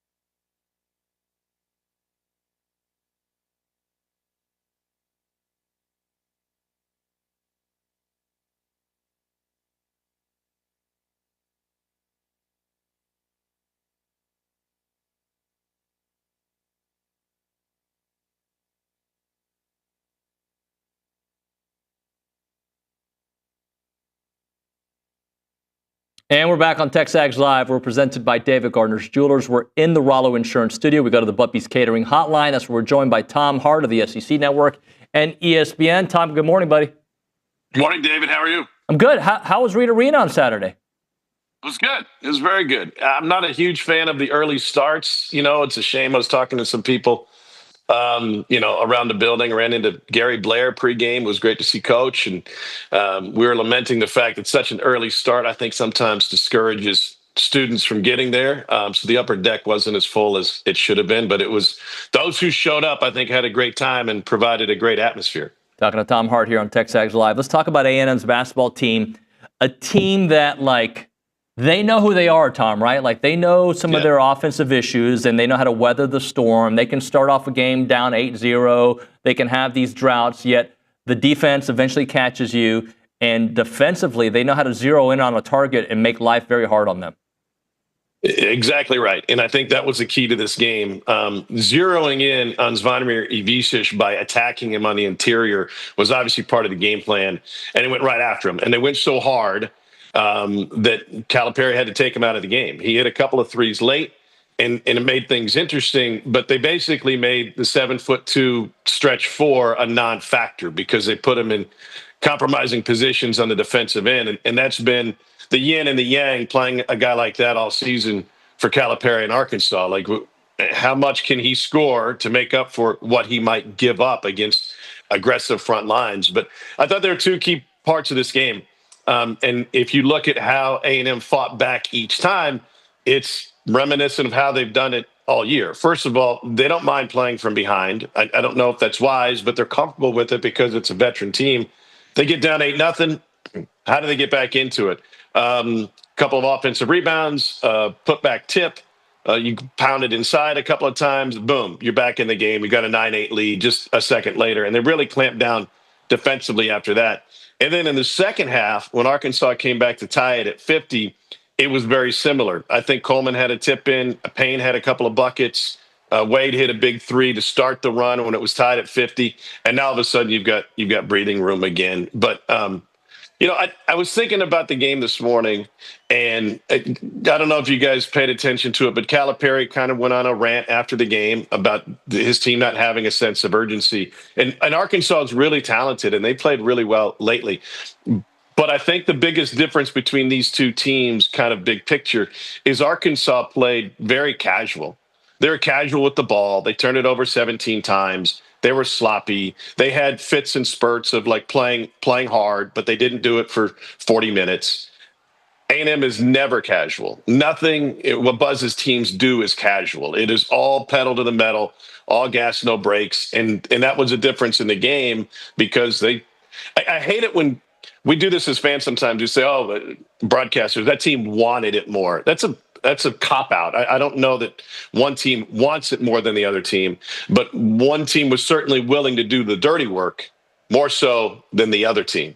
And that effort was the difference on Saturday morning. Yeah, Tom, I think that is just one team focuses on that. That's doesn't mean that the other team doesn't want to get the rebound, but their focus is on other areas. And I think what A&M's focus is on the hustle plays that make up for their lack of shooting at times and their lack of hitting free throws. Although in this game, they were hitting their free throws. Yeah, and I brought this up during the game. Every Buzz practice I've been to starts the same way, and that is him standing at midcourt, rolling and doing a loose ball drill, and guys having to sprint from midcourt to the baseline. And it's a non-negotiable. And he sends a message by doing that each and every practice. Now, maybe they don't do it every single time, but every time I see them, they do. So it makes me believe that's part of their daily routine. And it sends a message that, listen, I don't care if you're a star player. I don't care if you average 15 a game. I don't care if you're a walk-on who's not going to get in the game. We expect the same from everybody. And these are the non-negotiables to go after and get those loose balls. There's a great email I got, part of this listserv that I'm on, this guy, Will Warren, who does Stats by Will on Twitter, who did a full breakdown of A&M and how there's such an anomaly offensively. This came out before the game. I think it was Thursday morning, Friday morning. You should talk to him sometime. He's amazing with the stats and the breakdown, and especially when it comes to A&M, because they're so different than any other team in terms of the success they've had relative to the poor offensive shooting numbers, especially the first shot numbers. And then he breaks down statistically how they make it work. And there's never been in a quarter century since he's been doing this, there's never been another team that he's found that has had this level of success with all of these unique numbers. And so then the question is sustainability. Well, if you keep going hard, if you play hard for 40 minutes each and every game, then I think you have an opportunity to go deep. And I think the selection committee showed that and where they had A&M in the first reveal. Tom, I know A&M should, quote unquote, should beat Arkansas at home. They're a better team, but I say this all the time. You say it. We all say it. Like any win in the SEC is a good win, especially a team like Arkansas that it looked like it. A week ago they had turned their season around. Arkansas is a really good team. I think any other SEC, meaning not one that's dominated with 3, maybe 4 number 1 seeds in the tournament, at least 3. And what do you got? Another 2, the top 2 seeds, and then A&M is a 3 seed, which would be the highest A&M has ever gotten. I think Coach G had 1, and I think Billy Kennedy had 1 at the 3 seed, that Caruso team. No, Arkansas is really good, and that is a valuable win in a lot of ways. And I look at what Auburn has done this season, and I look at other teams within the league, and I just can't help but think, and I'm trying not to be, wear an SEC hat and be a homer here, but I keep coming back to the test that all of these great teams are getting during the season is going to pay dividends come the postseason, because there's no situation that they haven't faced. There's no style of play that they haven't faced. There's no opponent that's going to be any more talented than anyone that they faced in the league. And I just think that once you have that in your back pocket, and whether you're A&M or if Arkansas makes it or if Georgia makes it, your coach can say, hey guys, we're facing, name them, we're facing Purdue, Illinois, UCLA, nothing like we haven't faced already. All right. This team compares to Team X within our league, and we went to their place and we did whatever it is. I think the really interesting part about what A&M has remaining, and I thought the bracket review and the committee showed that and I haven't broken this down for every team. I was just thinking A&M specifically. They showed that they value the game results, right? Just as a comparison, if this were the football committee, they would look at the Ole Miss win and they'd go, game control. I don't know. They only led for, 30 seconds or whatever that was. Basketball committee's like, bro, you won the game. You went on the road. You won the game at Ole Miss. That's the most valuable win you have. We don't care how close it was. You got the W. And I think that's probably how it should be. But you got Mississippi State, Tennessee, Florida, and Auburn still remaining on the schedule. And Ken Palm, the computers say, well, those are 4 losses as of right now. I think A&M is going to continue to outperform the metrics in terms of what the computers expect of them. Tom, last thing for you. The Auburn-Alabama game, that was a knockout match, and it lived up to the billing. Auburn, they're doing what I thought they'd do, what most people thought they'd do, but it's a really highly entertaining brand of basketball this year. I don't know that we've never seen a season like it, and I don't know that we ever will. Considering where they are, the number of quad 1 wins that they've put together already, their only losses are to 2 teams in the top 5, and they still have more opportunities in front of them to increase those numbers. And they have the strength of the SEC to thank for a lot of that. They got the job done in the non-conference. They went on the road. They won at Houston. That was big. They lost at Duke, and there's no shame in that, especially in Cameron Indoor. But by virtue of the league being so loaded, it's provided these opportunities for Auburn. And you wouldn't be remiss in saying, well, if you lost half of those, it's still a great team. They're winning all of them. They're winning all of them. They're the first team to go into Alabama with Nate Oates as the head coach and never allowed Alabama to have the lead. That's never happened. Alabama's lost home games under Oates, but they've never not led. That's how good this Auburn team is in a nutshell. Tom, thanks for your time, buddy. Talk to you soon. Bye, brother. Be good. Later, man. Tom Hart there on the Buppies Catering Hotline. We'll hit a break. We'll come back with Around Aggieland. Kay Naegeli will be in studio. As a reminder, the final segment of the program is brought to you by Double Dave's. That's in about an hour. But right now, caller number 12, 979-693-1150. We're going to hook you up with your choice of a dozen pepperoni rolls or a large one-topping pizza from Double Dave's. They've been around Aggieland since 1984 with your favorite pizza and, of course, those world-famous pepperoni rolls. Reliable in-house delivery, bringing piping hot goodness straight to your door. Just click on Double Dave's and your favorites are on their way. And as a reminder, they are not open on Mondays.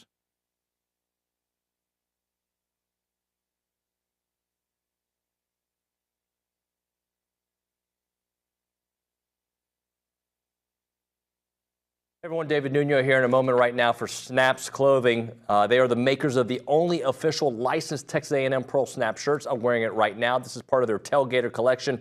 It's built for game day. My friend Edgar over there is doing great work. You've got to check out the clothing. It's the Pearl Snaps. It's the cool look. It's kind of hip, but also Western. You'll love it, and they have great stuff there. They'll keep you comfortable as you're repping your Aggie gear, and it's the place to go to get it. Whether you're watching the game from home or tailgating before watching the stands, these shirts have you covered.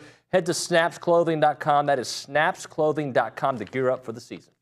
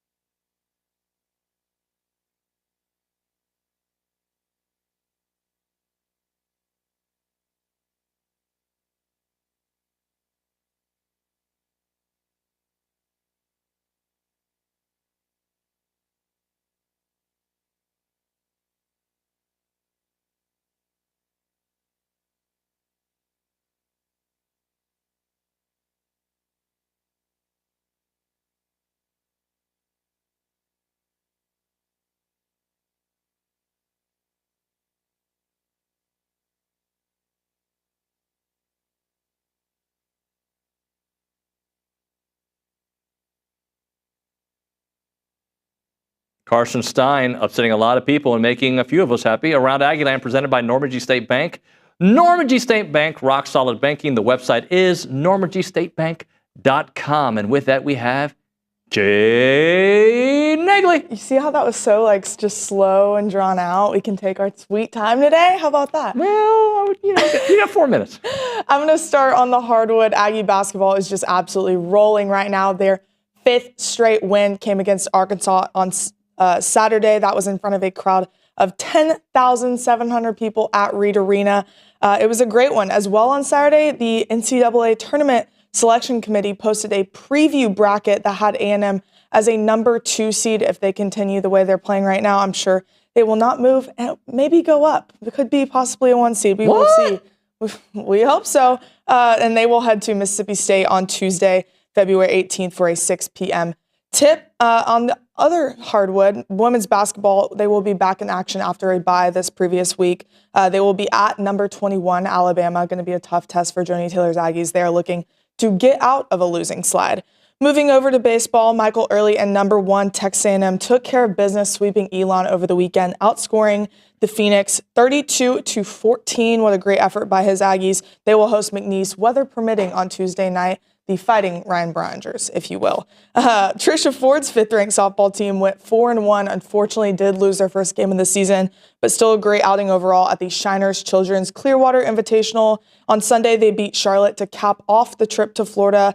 Next up for them is a doubleheader against Florida A&M. That will begin on Friday as they will play another tournament, the Joanne Graff Classic in Florida. They will have another trip back to Florida. On the women's tennis front, they defeated number 16 Pepperdine on Sunday at the Mitchell Tennis Center. They are, I think it's their 61st consecutive win at home. Just absolutely dominance from Mark Weaver's Aggies. They will open SEC play against Texas on Sunday. That is notoriously also a great women's tennis program. That shall be a good one. The men's team completed its first sweep of the season against number 20 Michigan and then went on to upset Kentucky on Sunday. That was in the consolation bracket of the ITA national team indoors, and they will be back at home. Also opening up SEC play, they will have LSU on February 22nd.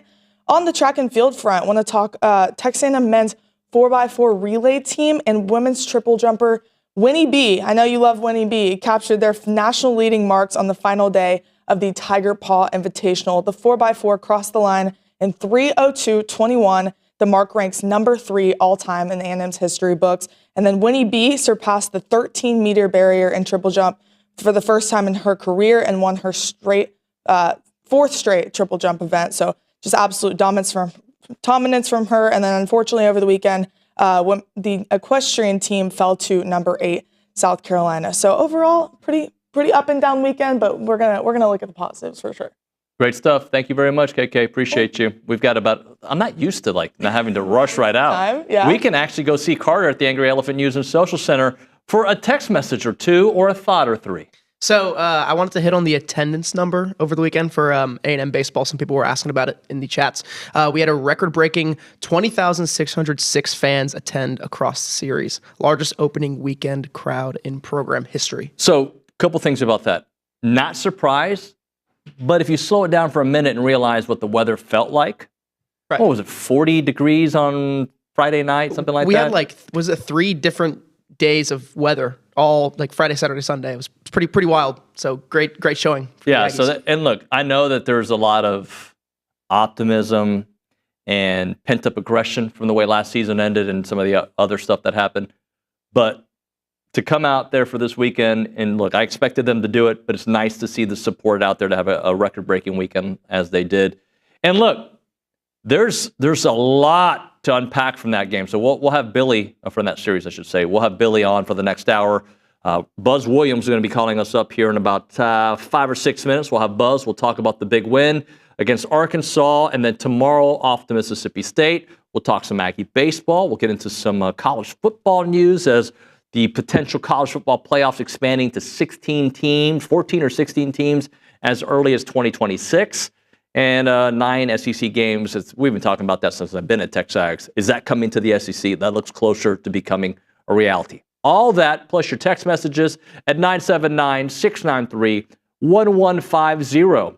You're listening to TexAgs Live, presented by David Gardner's Jewelers.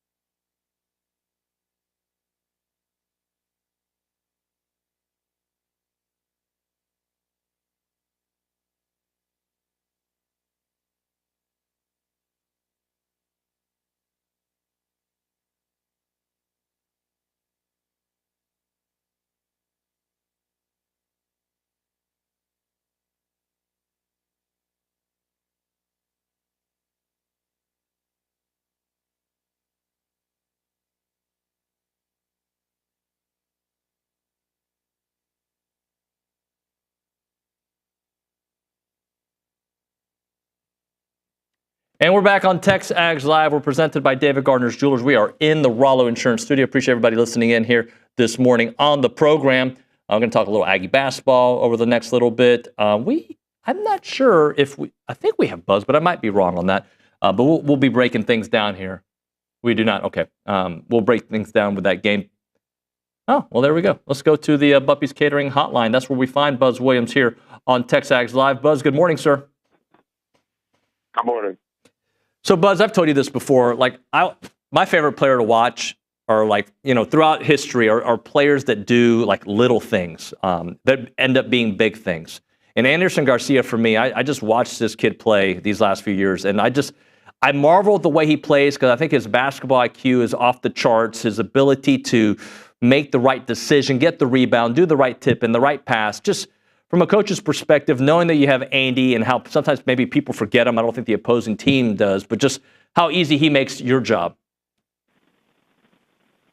Yes, sir. We have several guys whose instincts or IQ are really fast twitch, and obviously Andy is in that group. And I agree with what you're saying. In College Station, in the last two games, he's been even better than he always is. And I don't know that I've ever seen anybody that impacts the game without having to touch the ball at the rate that he does. When he was on the court on Saturday, the opposing team scored 0.69 points per possession, which would be by far number one in the world of all time. And when he was on the court offensively, it doesn't mean he scored, but when he was on the court offensively, Texas A&M scored 1.42 points per possession, which would be number one in the world, too. We had several other guys whose points per possession when they were on the floor were really, really high. And, it's always about the team, but some of the layers of analytics you can get to relative to what impacts winning the most. And for sure, Andy was that last week in College Station for us. Buzz Williams on the Buffy's Catering Hotline here on TexAgs Live. Buzz, also, I think the way your team responds in situations, if it's 8-0 start to the game or if it's 50-50, and we've seen countless times over the last couple seasons how your team responds under adversity. Just talk about their mental toughness. Yes, sir. I'm constantly trying to find better words, more accurate descriptions to make sure that the praise that our guys should receive, that I can do better. I think a couple of weeks ago I mentioned that they're unflappable, and I think that's a good word, and I think it articulates what the organization is in many respects. But the other thing that's been on my heart over the last couple of days, obviously playing Saturday morning, I never have Saturday evenings at home. And one of the things that I wrote down is it's just uncommon. I think what's happening, the people in the group that it's happening to, how all of this has transpired, it's uncommon. And somebody in the media room asked me on Saturday something along that line. And as I've tried to do all year, I don't want to have an emotional meltdown.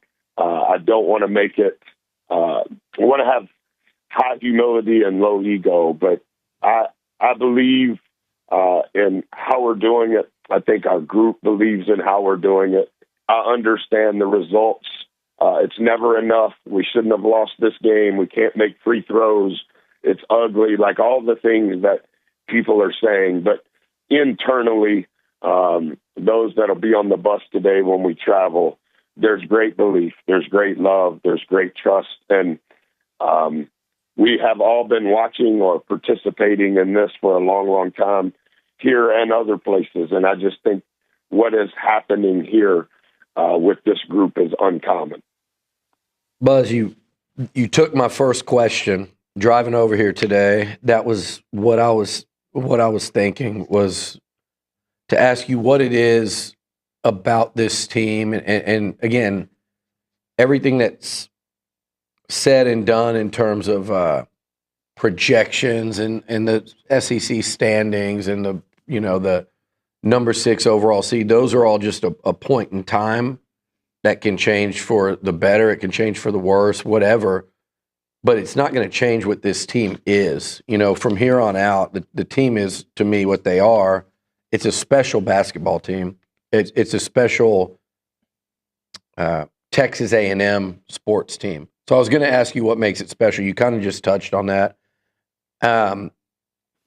What I wanted to talk to you about in that case was Coach Cal mentioned retaining players, the experience. I wanted to ask you a little bit about your experience, Buzz, because you have a career's worth of experience as a head coach, and I don't have to tell you, you're very particular in how you do it, and it evolves, I'm sure, over time. But things like transfer portal, it's not just that with you, though. It was the scheduling from a few years ago with the tournament and us getting left out the way we were, and you changed a lot of how you perceived the ramp up to conference play. Like, how much has your experience changed in these last couple of years with this particular group as a head coach? Mm-hmm. Yeah, a lot to unpack there. I know we're friends, and I don't take advantage of that when we're doing this. But I think what you said is right, Liucci. Mm-hmm. Like there's a lot of stuff that's not a question. That's a podcast, and I think that a few things, like on the path to what you want the results to be, whatever that is. Hey, we want to do this. We want to win this. We want to accomplish this. We want to achieve this ranking, this level. I understand all of that. And to be honest, our players are very aware of all of that. Our staff is aware of all of that.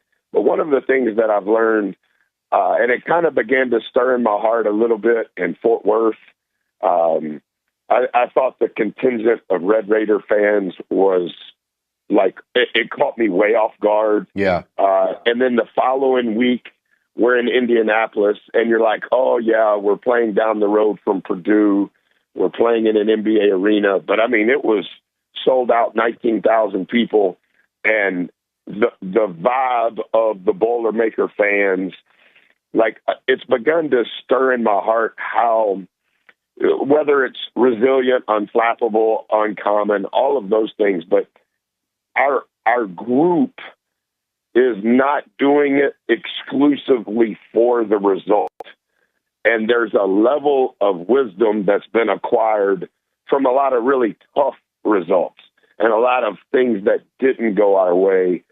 Like, there's a lot of wisdom in doing the work required to be in a position to be in a position. Yeah. And like, we're not talking in the film room today at one day before. We're not talking about, hey guys, did y'all hear that we're a 2 seed? We don't even talk about that. And like, some of the things that are happening, and I think this happens in all teams, not just ours. There's what we refer to as the civilians. This is what they're talking about, and we're so unaware because we're so consumed within the pace and the intensity of what we're doing. But there's a lot of wisdom in the group, the young adults and the old adults, on what do we have to do right now and what are the tension points where we can improve, because we're aware of how difficult these steps are that we're taking and how thin the air is that we're breathing. Like, they accept that. They receive that. And there's a lot of detailed coaching and teaching and words being said in pregames, in practices, in situations, in timeouts that you work your whole life to get to this point. And whatever Kyle said, whatever he said, I understand. But yeah, we can have those conversations because we've been trying to win, having the lowest transfer rate of our top 10 scholarship players since the portal began. Yeah. And like when NIL began, I've never said this publicly, when NIL began, we, Texas A&M men's basketball, we didn't participate. And nobody ever says that. Yeah. But I understand we weren't any good that year, da-da-da-da-da. I cried about not going to the tournament. Yeah, but what I didn't say, and again, I haven't said it up until now, we didn't participate in NIL because I want to make sure that how we operate fits within what I believe is right when I go into Solo's mom's house. And when I talk to her, I understand she's on one place, I'm in a different place, but there has to be trust relative to her son. And so I think when you get to post-Valentine's Day and you're 11th in the net and you're a 2 seed, we're all aware how quickly that can change tomorrow night in Starkville. Well, we can't be in Starkville tomorrow night when we have work to do in College Station. And how do we hold one another accountable, not just exclusively me?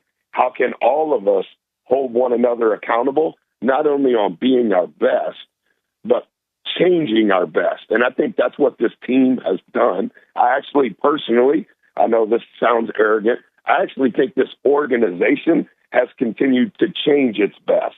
Not what the outsiders say, not even not being disrespectful, not even what TexAgs says. I don't even look at that. But I'm saying we've continued to change our best.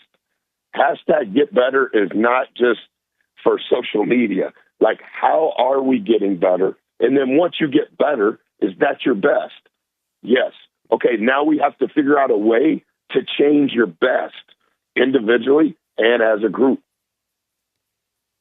We do need to do that that podcast one day, postseason, Buzz. Do you have a podcast? I have lots of them. Podcast? I have a rotating band of podcasts, but what I would do is just sit down with you and we'd call it some sort of conversation. And it could be a Sunday, but we'll call it like a, I know you're going to make me get up early for it. So we start the radio show at 8. Yeah, we're not doing it at 10 a.m. when most people are having lunch. And then you're complaining when I had to move it to 9:30 that you had to wake up early. I've thought about that a few times, and I'm like, how cool would it be to be 50, own your own company, and you have the audacity and authenticity to go, man, it's an early start. And I'm like, early start? Yo, well, you must have a good job. Here's what's even more funny about this is what he's leaving out, too, is when we start talking about, let's go get lunch. He's like, how about breakfast? Yeah, sure, I do breakfast. I just left breakfast, but I got there at 9:15. But it's not only the time he's talking about that's so funny. He'll also go, what's today? Today's February 17th. He'll be like, what, you want to go, how about March 3rd at 6:45? Yes. And at the time I'm going, I could ramp up to that. Okay, sure. And then it gets to be like March 2nd. I go, how about 8:45? But we'll do it. We'll do it before the show. I got a text on the Saturday afternoon. We're playing in Columbia, South Carolina. I do not use my phone at all on game day until after the game. And so I'm looking at my phone at midnight East Coast time, and they're asking me, can you do this on Tuesday? And I'm like, Tuesday? It's Sunday morning. Like, no, like we plan our month in advance. No, like I can't do that. And I'm sure normal people can. I need so much rhythm and so much routine to even be able to keep up with all these smart people that I'm around. Like, no, I can't change 3 hours 2 days later. Like, I can't do it. But anyway. Yeah, no, we're both atypical. We're on the other side of it. But you guys are way on opposite sides of each other, though. And so I don't even know where to go now. I wanted to ask him about. What we should go, where we should go is how you have created like one of the better lifestyles any human being could have. Whereas my deal is dependent upon how the ball rolls tomorrow night at 6 o'clock. Right. And how that dictates my sleep habits, whereas yours is like, hey, Buzz, 9:30 is getting kind of early, don't you think? Like, wow, man, good for you. Thank good you. For you. You've watched me try to cultivate this lifestyle from I knew it, day I knew one. It before it was TexAgs. Yep. I knew it before it was even TexAgs. And then when I came back, it was like, hey, I got my own building. What? I didn't even know it turned into this. Good for you, man. He really and did. I've been here 6 years, and I see what it really is, and I'm like, Liucci, they should write an article about you in Fortune magazine. Well, I don't know about Fortune. I don't know if I qualify for that one, but something. Hey, Buzz. Texas Monthly. Yeah, exactly. To follow up a little bit on what Billy was saying, do you coach your players in a way that you lead them to eventually for them to lead themselves? Like, is that kind of like the formula? Like, I'm going to set the template, and then I'm going to expect my guys as the year goes on and the years go on, in your case, to be able to be an extension of the coaching staff? 1,000%. Very well articulated. I think the best leaders create more leaders. I don't think the job of the leader is to point at themselves and say, look at what I do. I think if you're leading appropriately, you should be developing more leaders. And part of that development includes giving them ownership. And so as their development unfolds, part of your job as a leader is to step back and let them own the growth that comes with that leadership. And you have to understand, as the leader, you're going to have to take some bullets. You're going to have some arrows shot at you in order for those leaders that you are developing, for them to grow. And I think 106 years that the staff has been with me, wherever we have lived, I have tried my best, and I have matured, and I have changed, and I have evolved.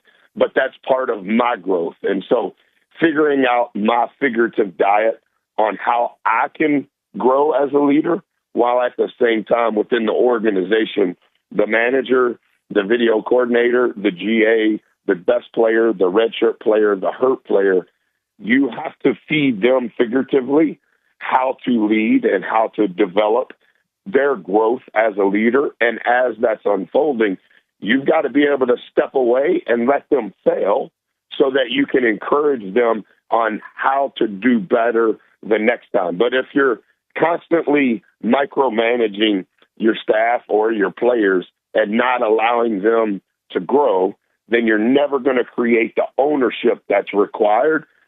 I think that's why the connectivity, whether it's an out-of-bounds huddle, whether it's how we warm up, whether it's how we travel, whether it's when you guys have conversations with people in the organization, you're like, man, they kind of saying the same thing no matter which one I talk to. They may use different words, but the messaging is the same. That's always, to me, a mirror of what's happening behind closed doors. And that's when things are good, but also when things are bad. Buzz, we appreciate your time. Good luck tomorrow at Mississippi State. We'll be watching. Yes, sir. Thank you. Absolutely. Good luck. Thanks, Buzz. Buzz Williams there on the Bubby's Catering Hotline. All right, let's unpack there. We'll get into that. We'll talk some baseball. We'll talk some football, all that and more. Right now, we're talking Bird Dog. They've been our partners for a few months now, like 6-7 months now. They're an Aggie-owned and operated company creating access to hunting opportunities. They're an Airbnb for hunting experiences for the hunters, for the ranchers. They make it easy for the landowners to get more hunters on their land. And they still do that, but they want you to know that they're adding some of their benefits, if you will, to the ranches, the family of ranches that they have. And landowners are making money thanks to their efforts. It's not just getting folks on their land. They're helping landowners aggregate those tax benefits. There are many opportunities out there that you might qualify for. So if you're farming or running cattle on your land, Bird Dog's going to optimize and find you those tax benefits. Some of their clients are making an extra $100 to $500 per acre of land. They can be your personal consultant and help you maximize the income in your or on your land. Remember Bird Dog for all your full-service hunting experiences, and for the landowners, let them help make money for you on your ranch. The website is birddogit.com. That is birddogit.com.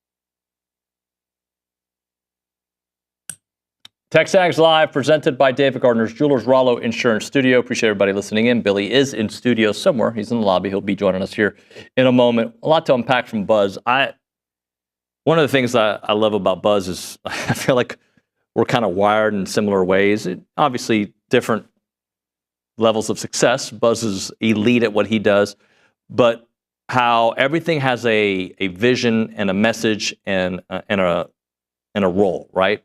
And when he talked about how he leads his young men to be leaders, and then they lead from within, which is why you hear the same messaging from the players. And it's not like necessarily coach speak messaging. What I'm saying is that they all know what their role is, right?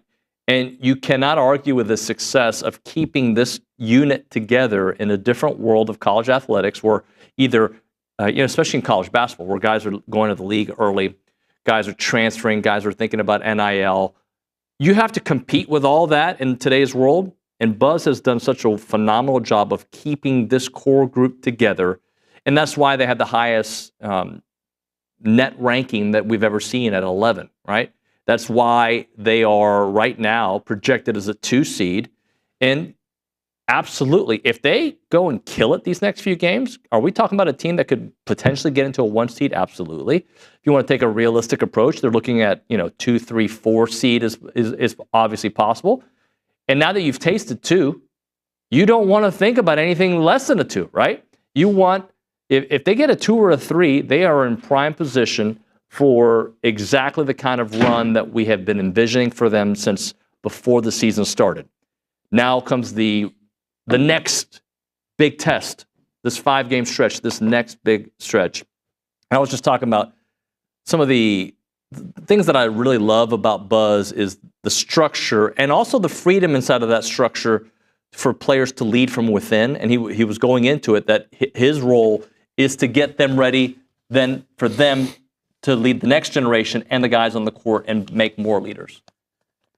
Yeah, and when this is built to this for him and for his coaches and for the program, and when you talk about, Cal mentioned player retention, like when you're Wade Taylor, when you're Henry Coleman, Manny, Jace, Solo, even though he's in year 3, Andy, all these guys, Hayden Hefner, all these guys that when you're trying to convince them, not convince, but just when they have the decision to make to come back, whether it's to go play overseas or to go seek more playing time elsewhere or to take a bigger bag, which these guys don't, and they're not wired that way, which is so unique in college sports today. But all of those things, man, when you're in this program, Boots last year, when you're, to come back for that extra year, when you're in this thing that it is that Buzz and his staff have going, and I think with each year you become so much more invested and so much more comfortable in that style. I can't imagine somebody leaving and going and playing somewhere else. Right. I can't imagine a guy like one of those names I said going and playing somewhere else for 1 year. I think they'd really miss what they've cultivated here. And the guys who I'm talking about, this hypothetical departure would be,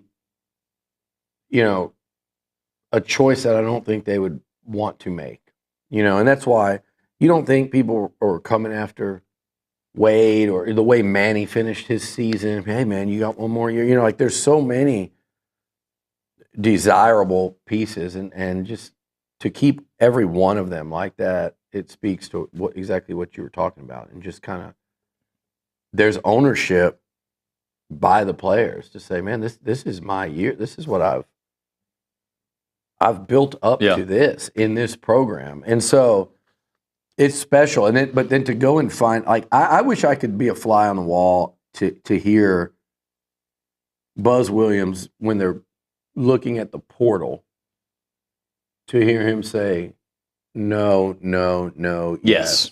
Mm-hmm. And to really hear why it's a no, why it's a no, why it's a no, why it's a yes. we end up seeing why it's a yes with some of the, you can see it already with Payne and Phelps and Wilcher. You saw it obviously with guys like Andy and Henry, but like why it's no, yes. I would love to be a fly on the wall for those conversations because really, and you're talking about what's now 3 straight tournament teams. One team that nearly won an SEC title out of those 3. Another team that's in contention, in serious contention, 12 games in. The number of misses, it's such a small number compared to what's hit. And like, again, what's hit on good teams. These are not like, well, yeah, anybody can come from somewhere and play on a team that finishes in the bottom third of the standings. That's not what this is. This is a highly successful basketball program, and 90% of the guys they take are coming in and hitting in a big way. And it's probably higher than that, honestly. I don't know if you saw John Puglisi's stat on C.J. Wilcher. He had a tweet out since the LSU game. Wilcher is now 11 of 23 from the three-point line, 47%. Yeah, he's finding his groove. When it leaves his hand, you think it's going in. Yep. Well, it does or not, but it looks good. It's so in rhythm. It's so.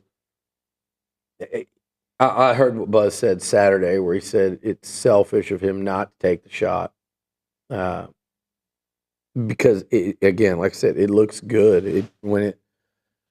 He's a confident basketball player right now, and how many of those guys aren't? There's not many. I was happy to see Jace Carter make a big bucket the other night. That was an important moment, and he just needs that.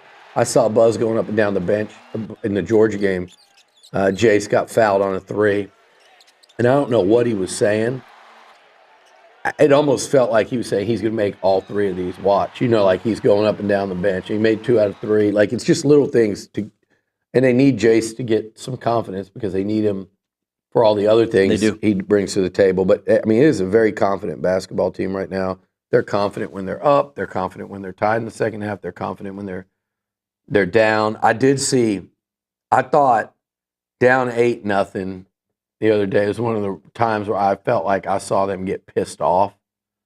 Sometimes they're pretty even keel, right? They're going to compete no matter what, but like the emotional level I thought I saw them get pissed off after the way they started that game and be down 8-0, and they came out and Solo was kind of leading that charge of that emotion and that fire, and then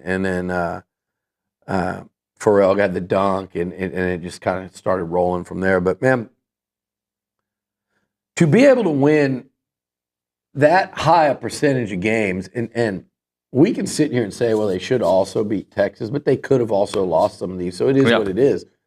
What have they won now? 7 of 8 look. It's 7 of 8, and the one loss was at the buzzer. It's 7 of 8 in the toughest conference in college basketball, and one of the more proven to by resumes and what they do, one of the more accomplished conferences in the last 25 years. And they've won 7 of 8. And 2 of their 3 losses, one came at the buzzer on the road to a tournament team. The other 2 came without your first team All-SEC player and eventual all-time leading scorer. So, man, it is hard for us because we sit here and you're just worried.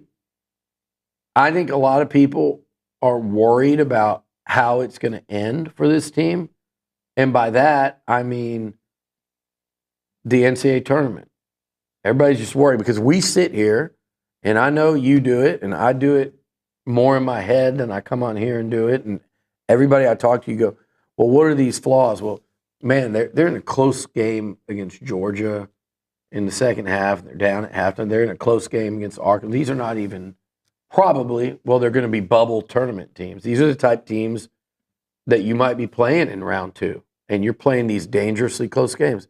But no, the reality is this team, because of what they went through in the non-conference and a lot because of what they went through last year even, they are so comfortable and used to the kind of games they will have to play and win in March. I would contend more used to and more comfortable than most teams in the country. Yeah. It is not something to be afraid of, in my opinion. It's an advantage. It's a huge advantage to this team because whatever situation they hit, they're going to have something similar to draw on in a lot of instances against better basketball teams. So to me, all this stuff like the worry is kind of like, well, how about start shifting your mindset to not when you're thinking, well, how's it going to end? Is it going to be a game where they don't shoot and they have a dry spell or they miss? How about it ends with them cutting nets down and going to San Antonio? Yeah. Because that is, in my opinion, it's not just as possible because it's 14, but they absolutely, and this is not me saying this, and people love to misquote me. I mean, by the way, it's my birthday this weekend. Happy birthday. No, I don't mean that. I mean, could you imagine how people like these little haters that listen every day and write down what I say? I can't imagine what you guys think my birthday consisted of. But I hope you use your imagination and make up all the crap about me that you do. But it was a great one. But my point is, so I'm going to say something that's going to get misconstrued here. I'm not saying they're going to Final Four, but I'm saying they 100% have what it takes to get there. And we've seen it over the course of, 25 games? They absolutely have what it takes to get there. They really kind of have what it took last year with the way they were playing down the stretch. Just ask Kelvin Sampson and U of H. But, man, they can do it.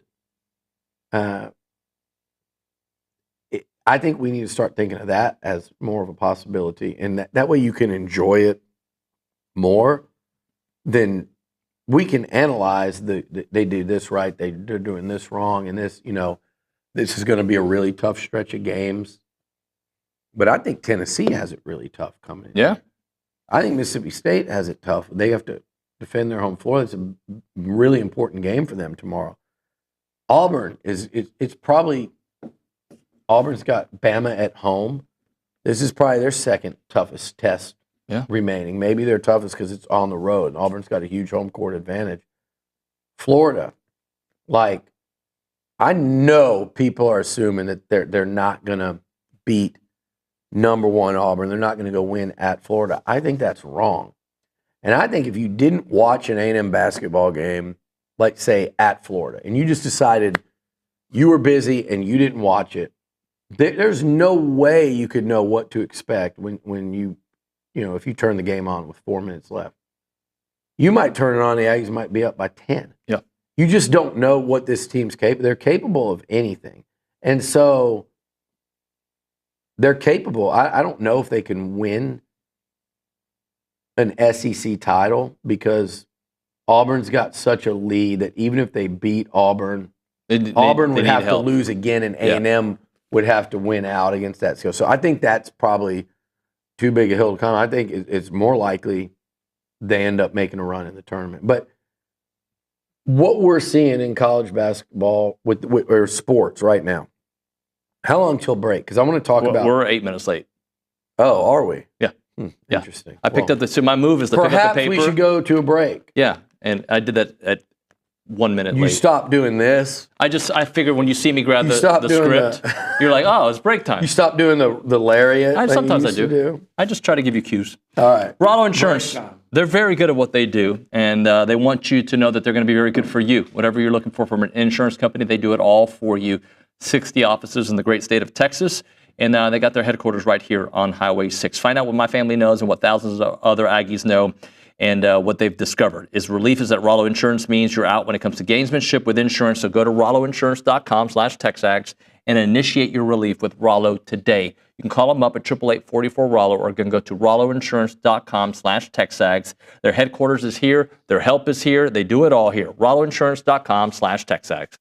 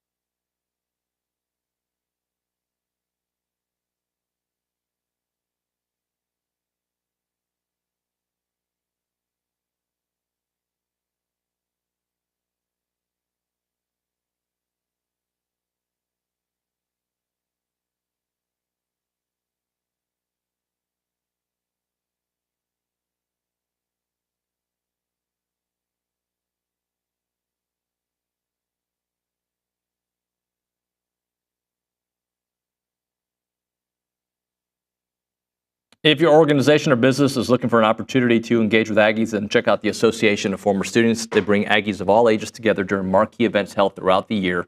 All Aggie Hullabaloo, Aggie Ring Day, The Gathering, they all welcome tens of thousands of guests, and there are many sponsorship and vendor opportunities to get your brand in front of those attendees. They offer a wide variety of both digital and in-person options to promote your brand.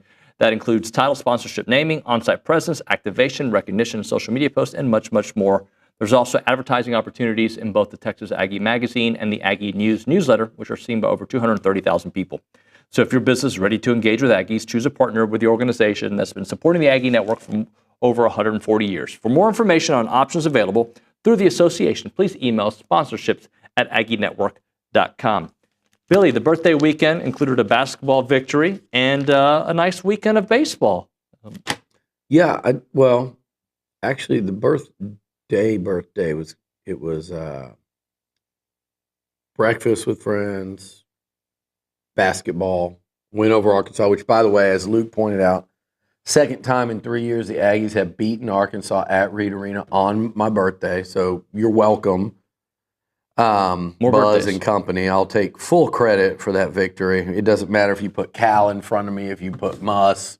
If they're coming to Reed on my birthday, they're going down. In fact, I do remember a long time ago, your boy Sean Pendergrass was up here. This was way back when. 15, 60 days? Yeah, and he came up for a game, and it was on my birthday. And A&M beat like number 3 or something really high-ranked Iowa State here. Not number 3, but a top 10 Iowa State team here. And I remember another time coming with Leckler and our friend Shay Holder to a game here on my birthday. We're very successful at Reed on my actual birthday, whether that's Tuesday, Wednesday, or Saturday. Have you spoken this into existence before? No, I Okay, so didn't now you realize ruined it it. until Luke said that. Now we're just sitting here. I just remember certain times. I remember it was after Joe and Dominique and Logan and those guys were done, and we all went to the tap after one of them to celebrate. So it was a weeknight. But anyway, birthday, baseball. Congratulations to my man Jim Wilson.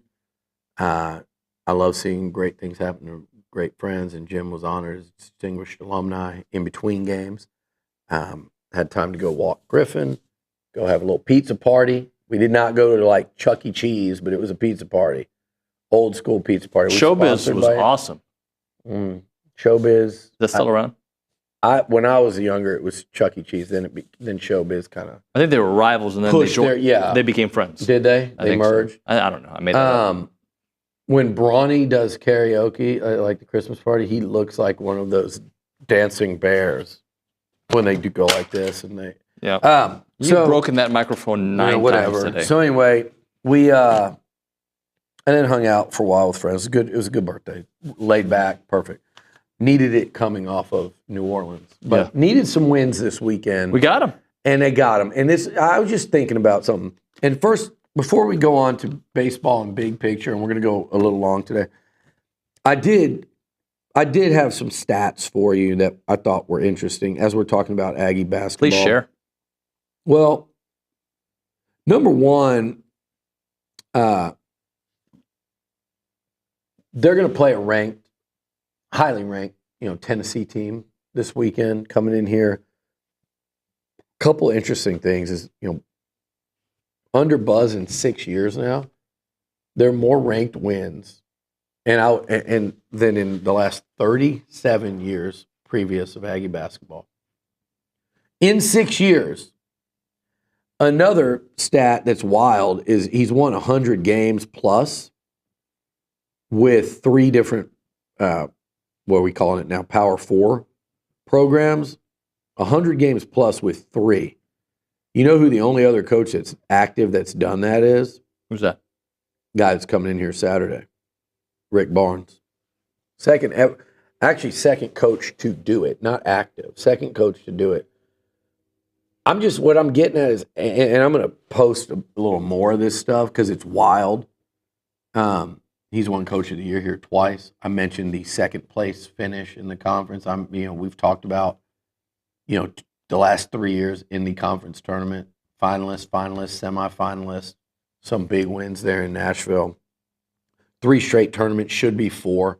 I will never I will never say the number that they went without saying should be 4. That one's going to stick in there with me because it still pisses me off to this day. And more importantly, for where it is right now, I just think the Aggies have a really good thing going across the street and have had it. And I'm going to talk about that in a second, what we're watching.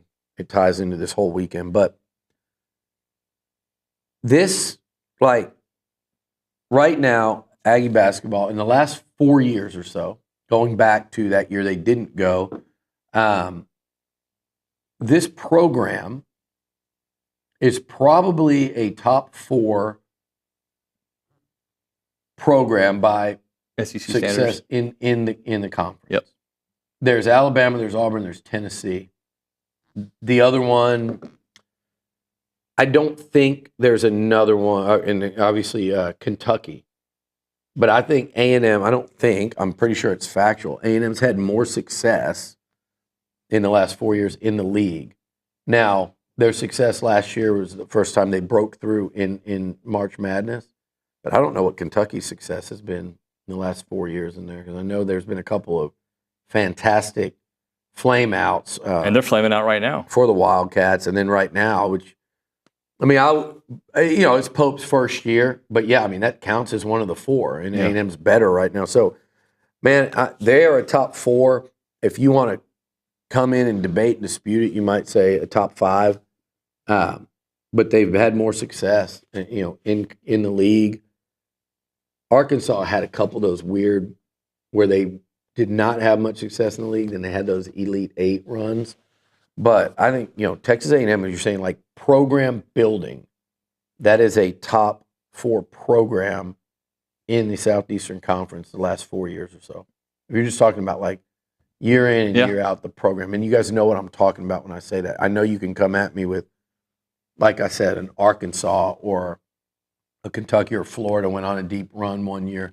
But as a program in this conference, if you're ranking like, hey, where are the programs at? And not only that, but just the consistency of it is pretty remarkable. And the consistency of buzz, whether it's Marquette, Virginia Tech, A&M, if you start to really dig in and study it, it's pretty damn special. We'll hit a break. We'll come back with a final segment. We'll go along on YouTube and TexAgs.com. You're listening to TexAgs Live.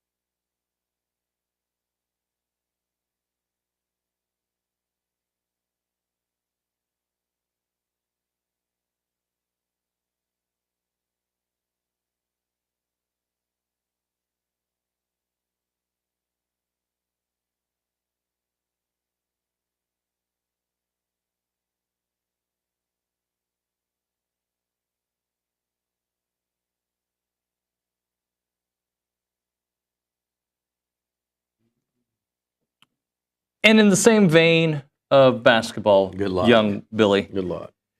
Baseball. Good luck steering me a certain way. How much time do we have? We're going to go long because Okay. we've got the YouTube channel and the And it's TexAgs. baseball, and you can go long. You can go long. Like You can Jace play did short this too. weekend. Hey, I don't like small ball. you can play shortstop. Anyway, I don't know. What? So the weekend By for the way, baseball. is there a problem that I've been watching Cobra Kai, and I'm about 30 minutes from being done with the whole series, and I just, like, I really do picture you.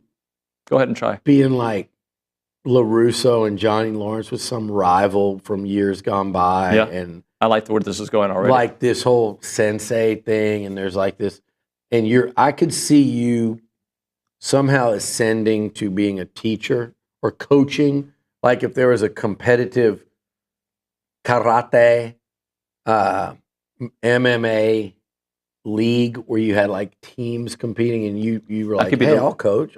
Yeah. You know, innocently enough, like, hey, I'd love to coach it. And then you become like this just absolutely psychotic So I'm on coach. I'm on the bad team. You might. I think if I anybody, think you might. I'm a mentor of men, young man. I think you might make a heel turn and become like John Kreese or that guy with the long ponytail. He's always been bad. So, fine, then you're like the Johnny Lawrence where you can't decide. But I could just see you taking it way too seriously, and then it forms these rival. Isn't Daniel youth LaRusso the bad gangs. guy? Anyway, No, not really. you, just- How I you Met Your just- Mother. No, Yeah, but he's not the bad guy. He's just kind of a dork. He's kind of like a stickler for the rules and just he just kind of stays between. It's the funny, lines. you're painting me in two different pictures because first I'm a stickler for the rules, but now I'm kind of this renegade sensei that beats kids. That's why I called it a heel turn. Yeah. You don't beat kids; you lead them into a kind of an underground war.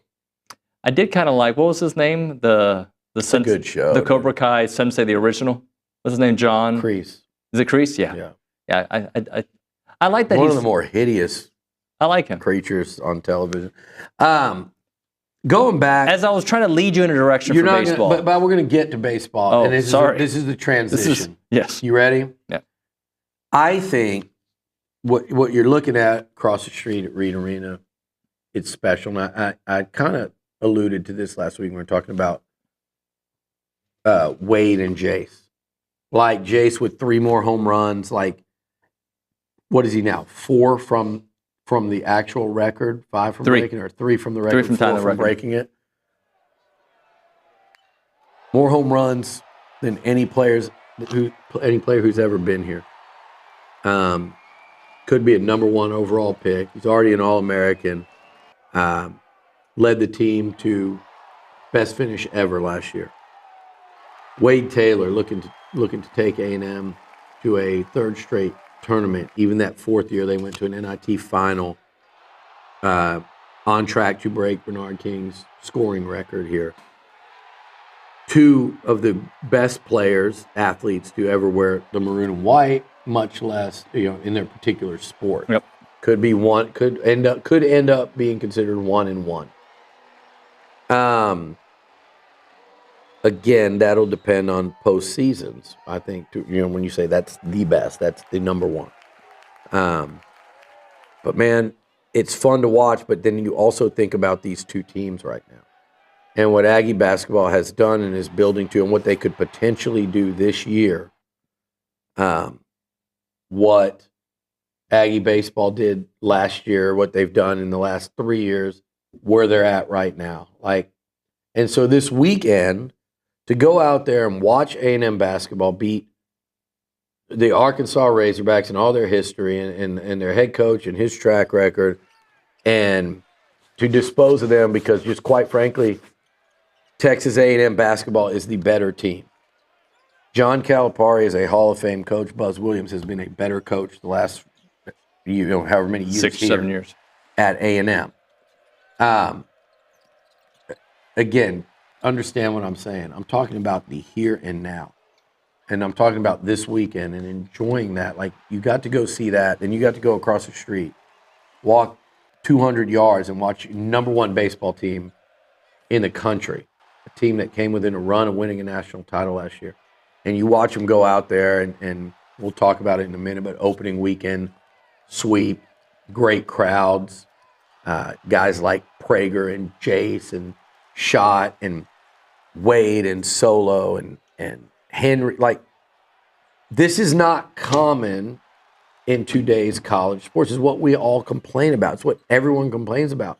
I used to say, man, there's never going to be another basketball team that gets the fans to feel them and kind of say, those are our guys, like they did with AC and Joe and Dominique and Josh Carter and AK and that crew.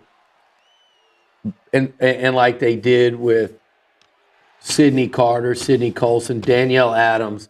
Like, that's not going to come around anymore in the day and age of the portal and things like that. But it's happening. It's going to be harder and harder to come by. This basketball team, Aggie fans love them because they feel like they know them. They have watched them mature and grow up. Buzz talked about they've got the scars. They've suffered the bad losses. They've felt the pain.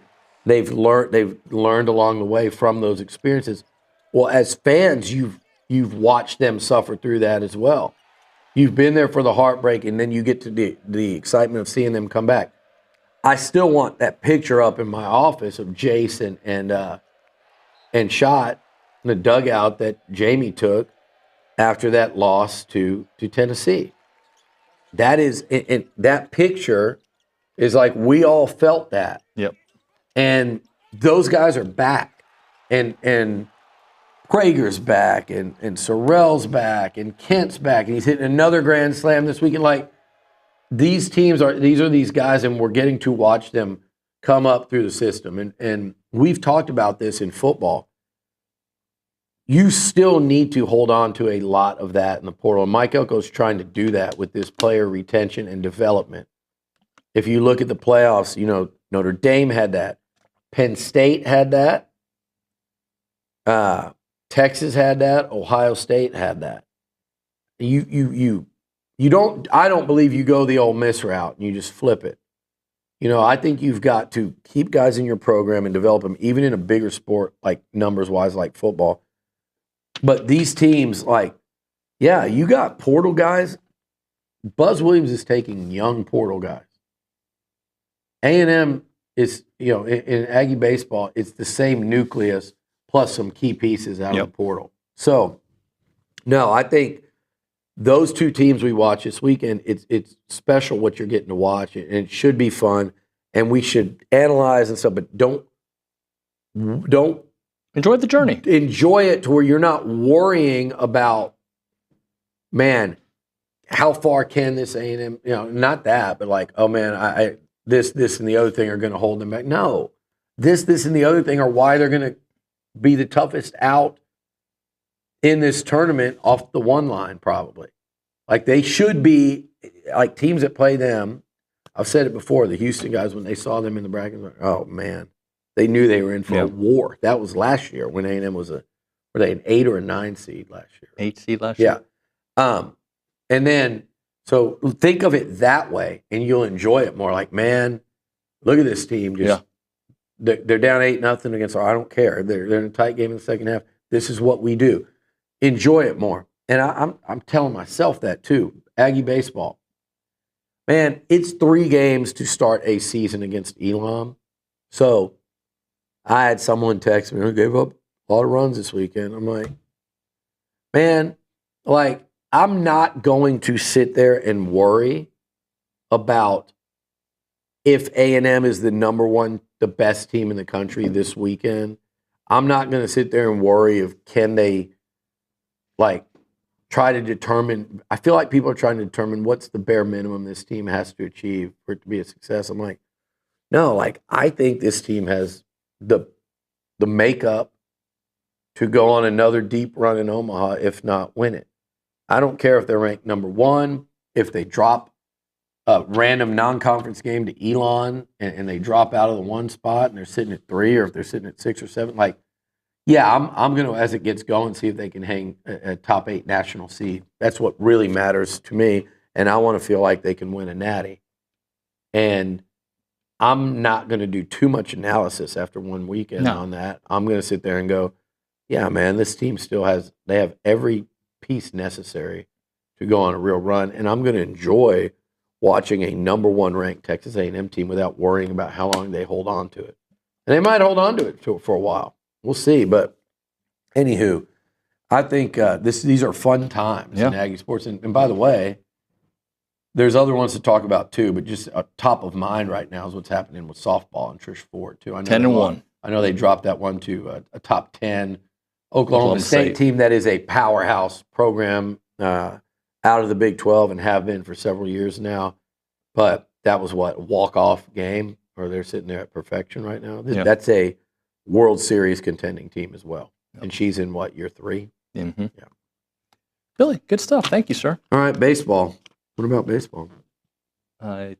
We can continue down the baseball track. What were you going to tell me? Well, it was actually what you said.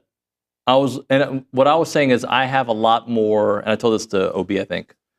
It was Bronny. I have a lot more patience with baseball. Like, I'm not seeing the flaws down the road as much because I think it's such a long season and it's going to work itself out. Basketball-wise, I feel like I see the issues sometimes in games that they win. Yeah. But I also know that what makes this team who they are isn't what they're not good at. It's what they're elite at. And what they're elite at is scrapping. What they're elite at is holding the best offensive player typically on the other team to a rough night. They've done that on several occasions. That's what they're elite at. They have a left hook. They have a counter, right? And that's what I love about them.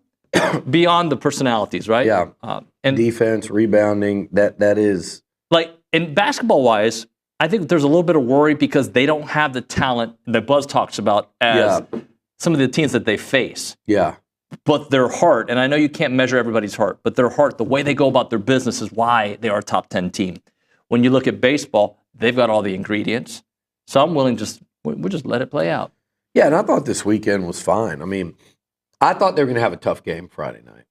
I did. I just, with that pitcher for Elon, who's quality, I'm not hyping him up to be, Justin Verlander or Kershaw or what's my boy's name from LSU and the Pirates? Yeah. Paul Skeens. I thought he said. I'm not saying that's who they were facing. But he's a good pitcher, and he's going to get drafted. And that's like a team that if this was a regional and that's your 4 seed, you're going, damn it, that's not the 4 seed I want to play with a guy that can pitch. Like, now we have to face that guy. And my thing was, with it being the first game of the season, I thought maybe there was a real possibility of the guys at the plate pressing a little bit. Game one under Mike Earley, coming in there with the number 1 ranking after the way last season ended, like all the hype of the offseason. You had a lot of guys that didn't get a lot of practice during the offseason because they were recovering from injuries, a lot of your key guys. Yep. So I kind of thought, like, yeah, that, and also the guy we're looking at, Prager, and the way he pitched, you knew he was not going to throw 100 pitches. So he was going to come out pretty early. So that game was a little bit of a danger zone game for me, to the point that I saw somebody covers college baseball pick the upset. Mm-hmm. And I saw that. But it didn't shock. I was like, yeah, I mean, I'm not going to get offended by that. I could see this being a tough game, and it was. I was glad they fought through for a win on that one, because I think there was just so much emotion that night, and to be facing a good pitcher, that was a tough combo. And then as the weekend went on, then they had 2 fairly comfortable wins there. I know the 12-6 times was, but I mean, they kicked their ass twice. And different parts of the weekend, I thought the bats were getting better and better. Obviously Jace with the weekend, he had Keel with a nice weekend. His first, that one's special to me because his dad is a really good friend of mine, so that was really cool. I was texting a lot of people during the game that either played with Terrence, so that was fun to watch, and he's really damn good. Yeah. He's going to present, Mike Earley's going to be like, okay, what do we do here with this? So They got a lot of good problems. The bullpen was what I know everybody's talking about, up and down, and then the defense. There was that one inning on, was it Friday night? Or no, that was Saturday. Saturday. There was that inning where it was just they were kind of kicking it around, and then Sunday. So, I mean, obviously stuff they need to work on. It's weekend one game, It's games baseball, 1, 2, and man. 3. And I think, though, like you said, like that's a team now where you do say talent-wise, they got as much as anyone and more than just about everyone. So the pitching, like every year, I'm trying to think back to last year. Certainly their first World Series team, like almost every team in college baseball every year, especially these first couple weekends.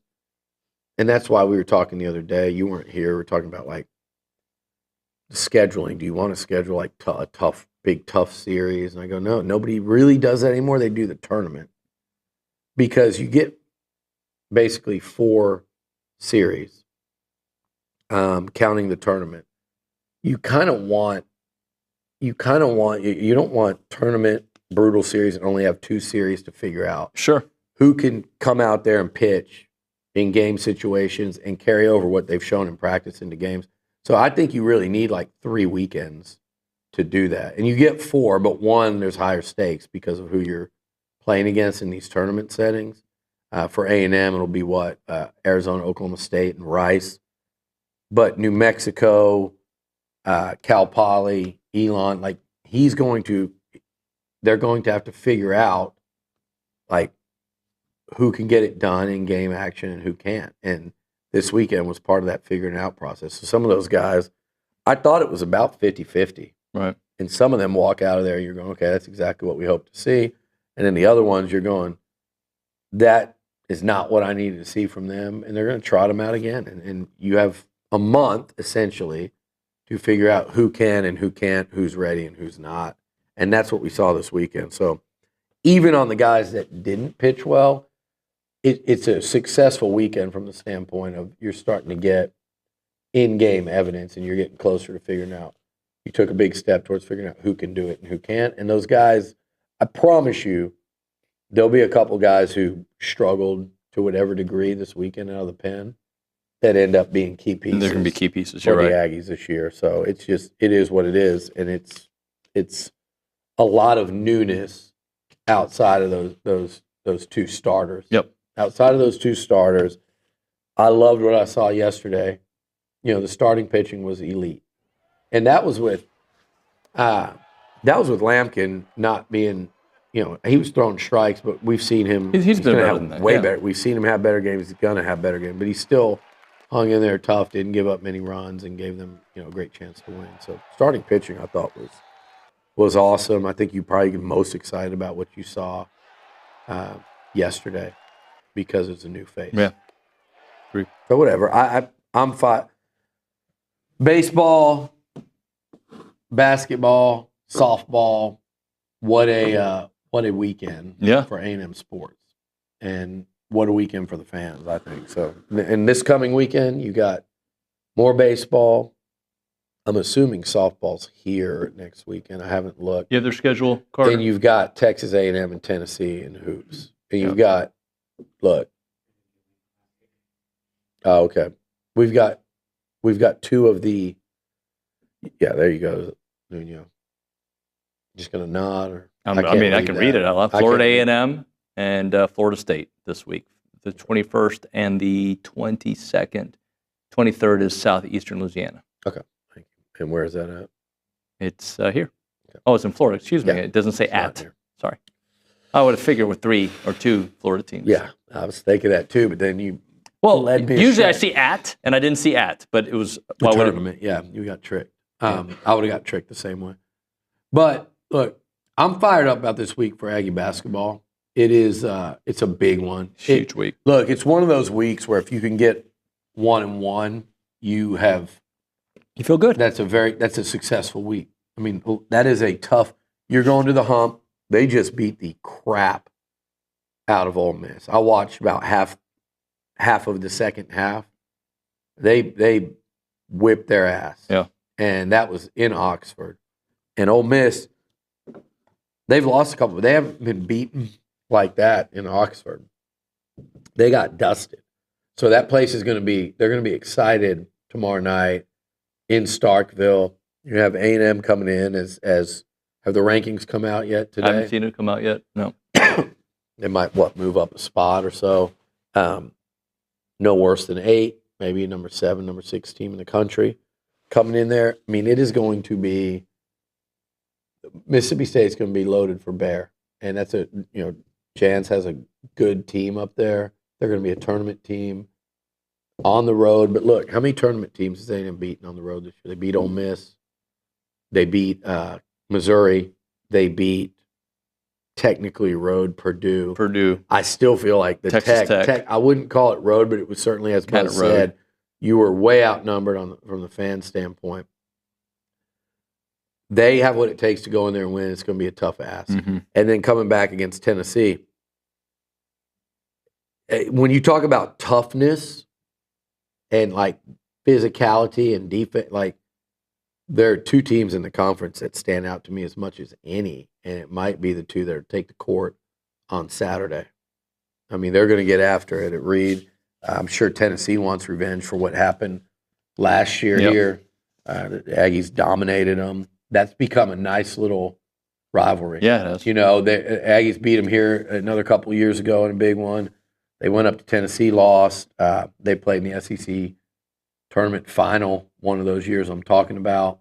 So it's a nice rivalry. You're going to see 2, like I said, 2 of the top coaches in college basketball. You're going to see 2 of the top 10 teams in college. Or I guess Tennessee's probably not even in the top. Yeah, they are. They're 2 seed.